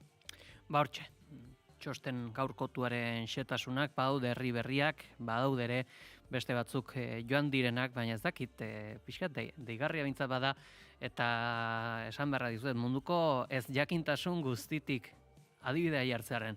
Gernika irten da, zerrendatik, baina ez dut ustenik Gernikan etxe bat erostea edo etxe bat alokatzea erraza izango denikan, Mikel? Bai, eta tartan Beasain ere bai, eta ni Beasain darra naiz, eta usteet agerikoa dela, Beasainen gaur egun, etxe bizitza eskuratzeko zerrolako zailtasuna dauden, eta ageriko fenomeno bat gertatzen ari da, eta da, jende pila bat, gazte pila bat, nire inguruko asko tartean, Lazkaora joaten ari direla, esate baterako, bertan, antzerakoa dan etxe bat, prezio, bastantez merkeago baten eskuratzeko aukera dutelako, ezta? Eta alokairuari dagokionean oso zaila da, alokairuan etxe bizitza bat lortzea Beasainen, zer esanik ez, inmobiliaren bitartez, eta beste, ez dago eskaintzarik, ez dago ia inongo eskaintzarik, eta dago napurra, garestia da, ez da, beraz, usteet, niri behintzat, Beasaingo kasua deigarri egintzait, Ordizietan Azkau ere gehiago ezagutzen ditut, eta deigarri egiten zait, eta bai Gernika, eta bestelako kasuak ere ez. Eta kaso, nik hor fokua, baino hor jarriko nuke, oroar, Unai Fernandez de Betoñok gaur 8 idatzi zuen beste artikulu bat oso interesgarria urtea amaieran, eta hor proposamen bat egiten zuen, eta berak esaten zuen, udalerriak, zona tentsionatu deklaratzea zaratago, eta berriz, nolabait, udalen esku, erabat udalen esku, edo bizkar jartzea zarago hau kudeatzeko ardura, zergatik ez da esate baterako Araba, Bizkaia eta Gipuzkoa osoa, edo oroar, Hego Euskal Herri osoa zona tentsionatu deklaratzen.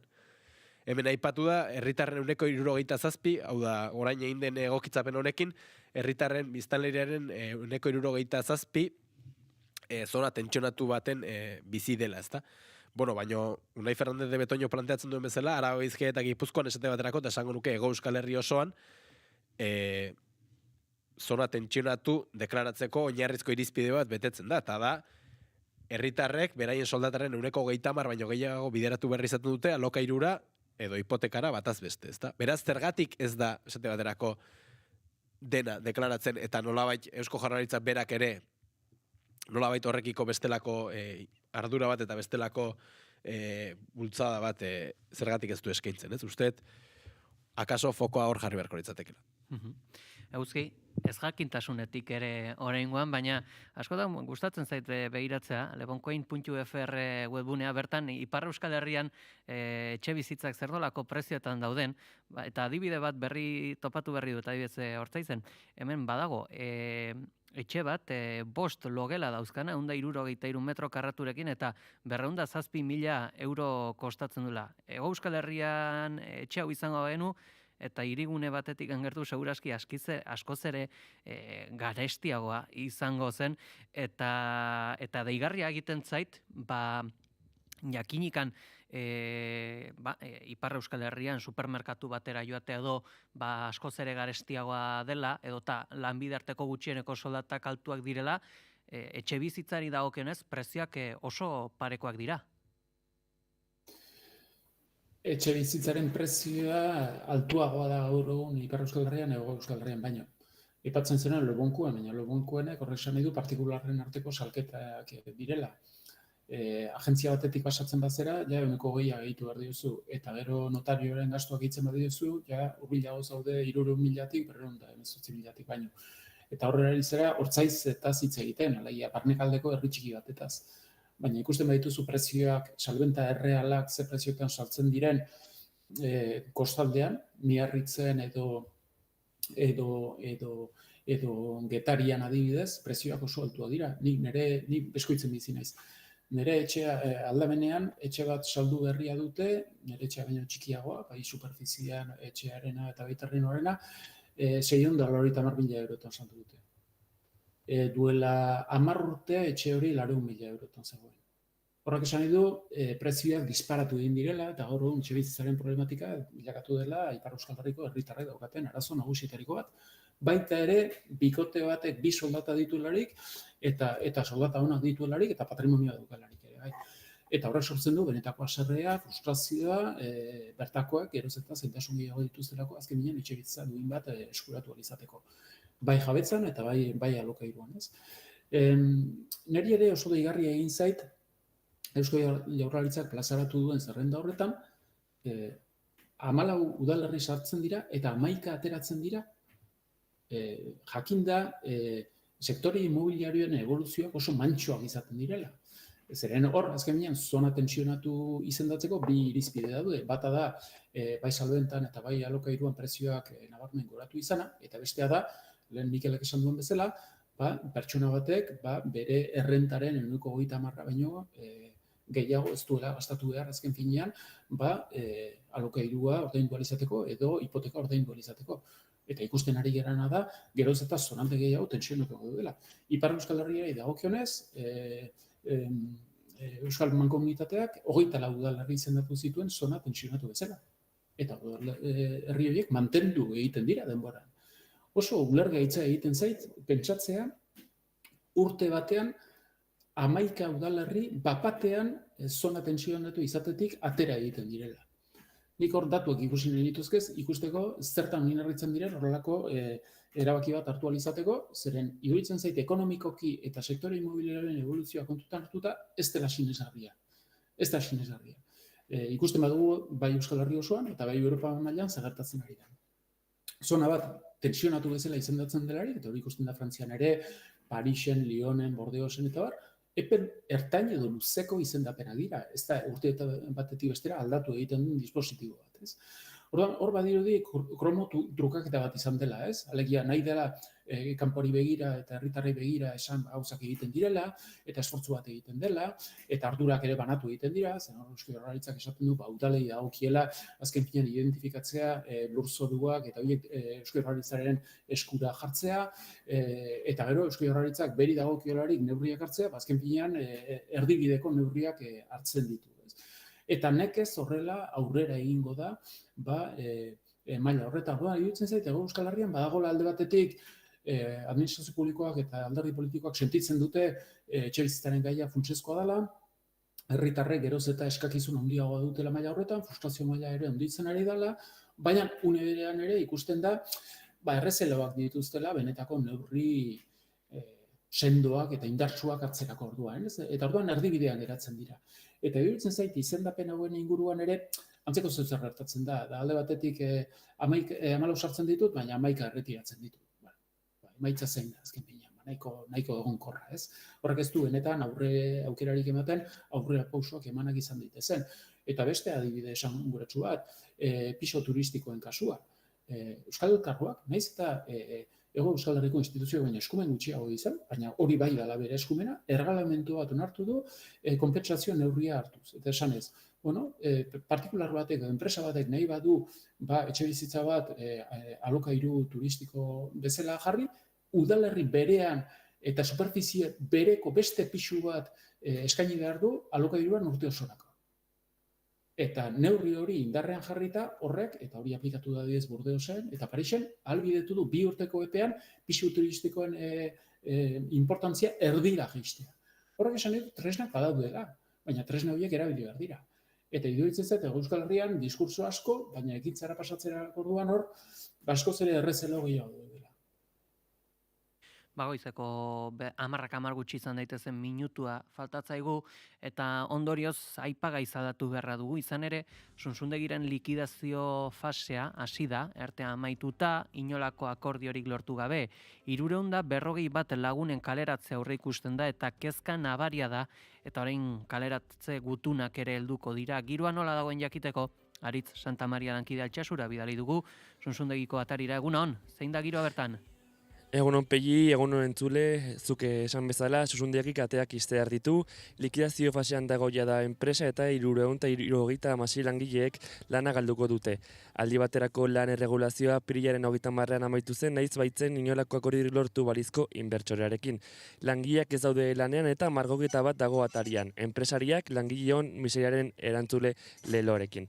Egoera aztertzeko eta langileen etorkizuna ezagutzeko LAB sindikatuko Gaizka Guarterkin bildu gara, egunon Gaizka? Egunon. Bueno, lanik eta behin, momentu honetan zein da egoera?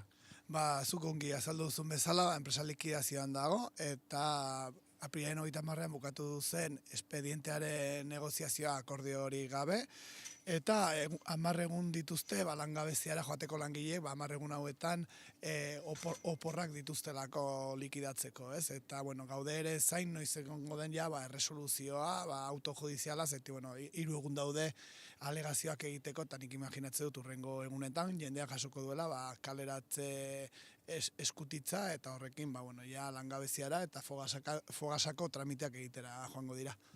Nolatan iritsi da egoera horretara, non dago arazoaren muina? Susundegiren arazoa aspalditik dator, ez? 2007an hemen egon zen borroka bat, 70 kaleratze egongo zirela, garai hartan ere ikusten zen kaleratze horiek ez zutela ezer konpontzen, lankarga bazegoen, baina arazoa produktuaren errentagarritasuna zen, momentu hortan krisi egoera hartan prezioak bera jaitsi ziren, eta Susundegik ere prezioak bota egin zituen, eta bota egin zituen horretan, etzekiten oso ongi zenbat balio zuen autobus batek, ez? Bere garaian sodenak esku hartzea izan zuen hemen, enengo aldiz UPN-erekin, UPN-ek hartu zuen Susundegi, eta 2013 bitarte saiatu zen aurpegia garbitzen Susundegiri, inversore bat bilatu, eta martxan jartzeko. Egia esan, ez zuten lortu, eta 2013 urtean enpresa eredua aldatu zen. 151 geratu zen Jose Ignacio Murilloren esku, eta beste 149 langileen esku. Langileak bortxa zartu zuten enpresa, behartuta zor batzuen truke, akzio horiek hartu zituztelak. Orduan, abia puntua kaskarra izan zen, gainera Jose Ignacio Murillo hartu zuen enpresa izan zen, UPN-ek adedo jarri zuen gerentea bere garaian, eta zorri gabe berari utzi zitzaion enpresa. Egon ziren proposamenak beste enpresa eredu batzuk martxan jartzeko, baina UPN-ek apustu argia egin zuen zuzendaritza horrekin, eta orain arte horiek jardun dute. Krisia egon den bakoitzean enpresa hau erreskatatu egin da, kontrol publikorik ia ez da egon, eta nik uste 2023 urte hau arte, behin konsejo berria ezarri zen arte, gobernua ez dela izan kontziente, benetan Susundeginen egoera nolakoa zen, ez? Eta hau da gaur egun dugun ondorioa, ez? Eta zein da langileen sentsazioa? Prozesua amaitzear dago, langileek lana galduko dute, zein daien sentsazioa? Langileek nik uste frustrazio handia dutela, azkenean urte asko izan dira, esan bezala 2007ko kaleratzeak ondoren murrizketa eta doikuntza asko egon dira enpresa honetan, kaleratzeak egon dira, inkluso bazkide izatera iritsi ziren, ez dakit, erotuta bizi izan dira, eta inork etzuen sinistu 800 lanpostu sortu zitezkela hemen, eta azkenean, jendeak ja onartu egin du egoera, azkenik urte askotako prozesua izan delako eta horrela amaitu duelako, ez. Eta Nafarroako gobernuak aleginak egin omen ditu, zuen uste zen nahikoak izan dira? Hemen gaude pixka bat, sektore publikoak industrian izan behar duen parte hartzeaz, ez? Eta Susundegik eztabaida horretan eragin beharko luke, ez? Ikusi beharko genuke ze gertatu den hemen Nafar gobernuak Susundegi irekita mantentzea erabaki zuen, erabaki politiko baten bitartez 2013 urtean kritikatu dugun operazio horrekin. Aurrera begira, IES egin bazuen ere, arazoak egon diren bakoitzean, bueltatu egin izan dira eta hemen finantziazioa jarri da, beraz apustuak egon dira. Azkenekoa izan da konsejoa sortu zenean, uste dugu apustu hori txalotu egin genuen, zeti uste dut lehenengo aldiz ikusten genuela, benetan zuzendaritza hartzen zuela Nafar gobernuak. Momentu horretan ikusi zen zein zen egoera, orduan ere ez dugu lertzen zergaitik hau etzen lehenago egin, zergaitik konsejo horretan edo sorenak zuzenean zaitik etzuen aurrerago parte hartu eta saiatu hasiera batetik hemen behartzen eraldaketa egiten, zaiti hemen egiturazko arazoak zeuden, hau beti utzi izan da, ea inbersore batek hartzen zuen, 10 urte galdu dira alegin horretan, eta nik uste aleginak egin badira ere berandu izan direla, ez? Eta azkeneko konsejoa uste dut bide egokian zijoala, eta orain aurrera begira ikusten dugu, hemen imaginazioa beharko litzatekela, zeti hau ikusi beharko da, beste proiektu bat posible den hemen, edo honen berri industrializazioa nola ematen den, ez? Baina sektore publikoak asko ikasi beharko luke hemen gertatutakoaz, ez? Dumarei Belgikako enpresa izan da balizko inbertsaroetako bat, zen izan da enpresa horrekin izan duzuen harremana egon da benetako aukerarik? Bai, benetako aukera egon da, baina hau bada askotan, etxe bizitza bat erostera doanean, erosten duenak erabakitzen du, ez? Erosten duen ala, ez? Hemen badakigu interesatuak egon direla, enpresan egon direla, badakigu bideragarritasun plan bat badagoela, badakigu bideragarritasun plan hori auditatua dagoela KPMG-gatik, beraz badakigu produktua eta bideragarritasuna duela. Kontua da, beraien kalkuluak egingo zituzten, eta ez dute aukera hau balenetxi. Ez dakigu, bide hori benetan ere, orain gaur egun, erabat baztertua dagoen. Likidazioan ere aukera dagoela enpresa honi bideragarritasun emateko harremana izan dugu ere sindikatue beraiekin, beraiek bildu ziren gurekin, zein ziren beraien asmoak ere azaldu zituzten, inkluso hitz egiten zuten zeuden azpikontratak barnean sartzera lanera, zuten ideia nahiko argiak, badirudi ere Myers eta Volvorekin akordioa zutela nola lan egin, adibide baterako Susundegik egiten zituen autobusak alakarta, eta hauek eskatu zieten Volvori, alakarta ez egitea, eta 2 edo 3 modelo txukun egitea, kate batean, eta badirudi alako akordioak zituzten, orduan uste dugu, bazegoela proposamen bat nahi gainean, baina hauek atzera bota dira, eta horretan ezin da gauza askorik egin egia da, beste zerbait pentsatu beharko genukela, ez? Horiekin gelditzen gara beraz, eskerrik asko Gaizka? Bai, eskerrik asko zuei. Eta hori Susundegiko argazki orokorra pegi? Ederto, mil eskerraritz. Gero arte. Aipatuko dugu, azken 3 minutu hauetan Susundegiko egoera. Eguzki, arlo soziologikotik ere ikusi nahi dugu aferau, ze 400 bat langile kaleratuko dira iaia, Altsasuk 7.000 zazpiron biztanle dauzka, 100% demagun, naiz eta guztiak ez dira Altsasuk bertako bizilaguna izango, baina ez dakit, izan daiteke halako itxialdi bat enpresa handi honetan, baina baita ere zeharkako lanpostu horiek ere ikusiko direla, ea nola geldituko diren, dagoeneko enpresaren bat edo beste itxia dagolarik, ez dakit, honek herriko giroan nolako eragina izan dezake? Gerta daiteke stand-by egoera bat eta giroa gaiztotu daiteke? Ikusten delarik fabrika batek ixten duela, hori da fabrika nagusia, baina maiz inguruan subkontrata batzuk ere izaten dira, alegia enpresa txikiago batzuk, enpresa nagusiarekin lan egiten dutena, eta beraz enpresa erori egiten bada, enpresa nagusia, enpresa txikiak ere, subkontratak ere afektatuak daude, baina edozein kasutan esaten zenuen, 356 pertsona direla, baina normalean pertsona horiek familia daukate, eta konsideratzen badugu pertsona bat nukleo familiar bateko kide dela, pertsona bakoitzeko beste 3 daude efektatuta, orduan guztira 4 daude. Eta orduan horrek esan du bidarkatu beharko litzatekeela kopuru hori, ez? Argi dagoena da pertsona horiek herri horretan bizi direla, herri horretan kontsumitzen dutela, herri horretan egiten dituzela beren erosketak, eta horrek askoz ere inpaktu zabal eta handiagoa dauka udalerrian eta esango nuke zonaldean bertan, ez?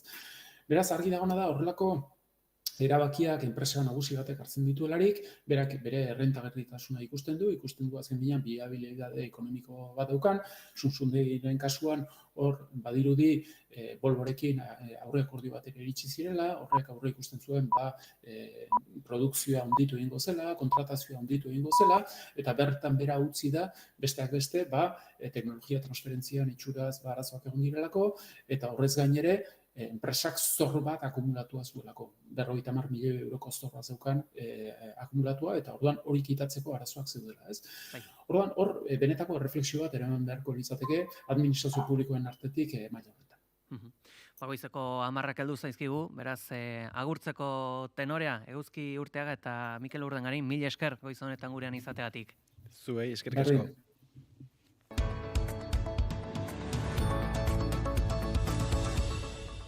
Goizeko 10 dira. 3. hilabetez zerreskadan langabeziak bera egin du Hego Euskal Herrian martxoan, baino 2400 langabe gutxiago zenbatu dira apirilean, eta duela urtebete baino 3400 gutxiago. Ostera, 136.000 lagun daude lanik gabe. Oñatza Izpuru, egunon? Egunon Peleta entzule guztiak, 3. hilabetez jarraien egin dute bera datu hauek, eta Araba Bizkaia Gipuzkoa zein Nafarroan antzeman da joera. Apirilean langabezia 3,17 murriztu da Nafarroan, aurreko hilaren konparazioan.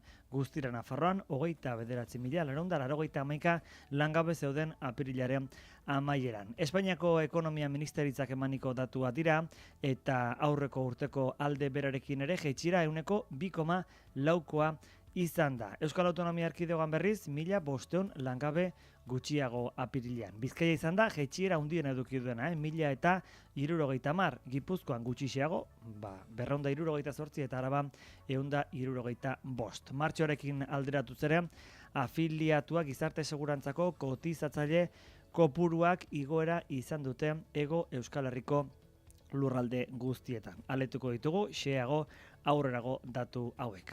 Eta Nafarroako Unibertsitate Publikoaren Tuterako kampusean deitutako 8 lanpostu publikoetan ezingo da euskara meritu gisa baloratu. Berriz ere, sindikatuak, kasu honetan, UGT eta Komisiones Obreras ari dira lan eskaintza publiko guztietan hizkuntza perfilaren kontrako salaketak aurkezten, helegiteak aurkezten epaitegietan. Eta berriz ere, ebazpena iritsi da, UGTek jarritako helegitea aintzat hartu baitu, eta hala Nafarroako Unibertsitate Publikoan euskara ez da merituzat joko. Ela sindikatuak oharra kaleratu du, onartezintzat jo du UPN gobernutik kanporatu zenetik 10 urtera horrela egotea, eta UGT sindikatuaren aurka egin du. AFAPNA sindikatua gauza bera egiten ari dela, hizkuntza perfilen aurka egiten ari dela. Beraz, oldarraldi judiziala egon badago bai, baina badakigu Hego Euskal Herrian Komisiones Obreras eta UGT sindikatuen partetik jarritako salaketek eratorritako ebazpenak izaten ari direla. Errepieta momentu honetan, bai foruzaingoak, bai ertzaintzak eta baita jendarmeriak nabarmentzeko arazorik ez dela diote, beraz, jaso dezagun eguraldira garpena Iker Ibarluzea. Giro busti eta freskoarekin jarraituko dugu astearte honetan ere. Goizean hodeiak oso ugariak izango dira lurralde osoan eta euri zaparrada batzuk izango dira, bereziki Kantauriar isurialdean, non bertan marduxamar botako duen, bereziki ekialdean. Hego isurialdera ere euri pixka pasako dago izan, baina gutxi botako du. Arratsaldeko lehen orduetan euria gehien bat Pirinioez iparraldetik, hau da Ipar Euskal Herrian, eta lurraldearen mendebaldean, Bizkaian eta Araban botako du. Gainantzeko lekuetan, Gipuzkoa eta Nafarroako txokorik gehienetan aterune luzeak emango dira eta euri gutxi izango da. Gauean, euria kantauri isurialdera mugatuko da eta hego isurialde osoan aterik geratuko da. Haizeak goizean ipar-mendebaldetik joko du, eguerditik aurrera ipar tenteagoa nagusituko da eta bolada zakar batzuk utziko ditu lurraldearen hegoaldean. Temperatura minimoek eta maksimoek behera ingo dute, bereziki minimoek 2 eta 10 gradu bitartean errendituko dira, maksimoak kantauri isurialdean 12 eta 15 gradu bitartean, eta hego isurian 9 eta 17 gradu bitartean, temperatura freskoenak Araba eta Nafarroa erdialdean neurtuko dira, altuenak aldiz Erriberan, eta honekin goizean botatzen duena 1200-1300 metrotik gora elurretan izango da, baina hori bai arratsalean gora egingo du, eta elur maila 1500 metrotik gora kokatuko da. Guzti hauekin gelditzen gara, eskarrik asko Oñatz. Eta Jon aurretikan agurtuko ditu ere bigarren kafeako kideak, egunon? Egunon, Pegi. Bueno, gaurkoa asteartea dugu, nolako kontuak aipatuko dituzue? Bueno, astelenaren aitzakiak eta bestelakoak atzean utzita normaltasun giroan ariko gara, eta hainbat gairi heltzeko moduan, Leire Barrero komunikazioan adituarekin ariko gara komunikazio konsientearen inguruan, memoria historikoari begira jartzeko ere gurean izango ditugu, gaur maite duten ostean Aitor Azurki eta Aitzol Arroio historialariak, antxe 36an gurera etorritako voluntario internazionalisten inguruan ikerketa gauzatzen ari direlako, bestelako gai freskoak ere bai, Met Galan inguruan ariko gara, gulo geunden bitartean, Goiuri Zeizalandia New Yorkeko Metropolitan Museoari begira zegoelako, eta Maialen Teiabiderekin, anakronismo musikalen inguruan ariko gara, bigarren atalean, aurrekoan ere aritu ginen, eta tira, horren inguruan egin beharrekoak bukatuko ditugu gaur. Injerentzia txiki bat onartzen baldin badidazu, galdetu Azurkiri eta baitare Arroiori, ea nor zen Esther Silberberg Estutxa. Hau bete hortz geldituko zara bere historia kontatzen dutenean. Bai, prest daukat hemen galdera eta badakitaren inguruan gainera dokumentala, liburu, semearen liburuaren itzulpena eta ari direla gauzatzen, beraz, bai, uste dut interesgarri joango dela eta jakin ere banekien, Pegi, zuretzat bereziki interesgarri horrelako gaiak maite dituzulako, ezta? Hori da, gero lanetik irteterakoan berreskuratuko dut elkarrizketa. Ederki, zein du? Berdin, eskerrik asko Inigo. Aio. Eta gure partetik besterik ez, joateko tenore aldu zaigu, ondo segi, egun polita izan. Naiz irratia.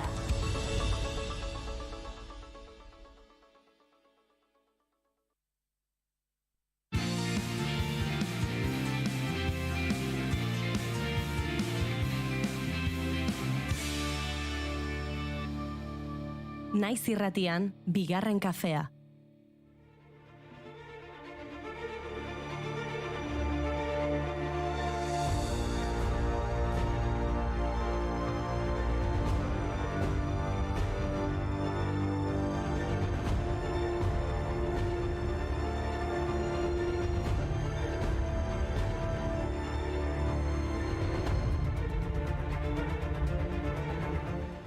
Egunon guztioi, ongi etorri bigarren kafera. Gaur bereziki pozik nago, oso gustoko ditudan bi egun ofizial ospatu behar ditugulako.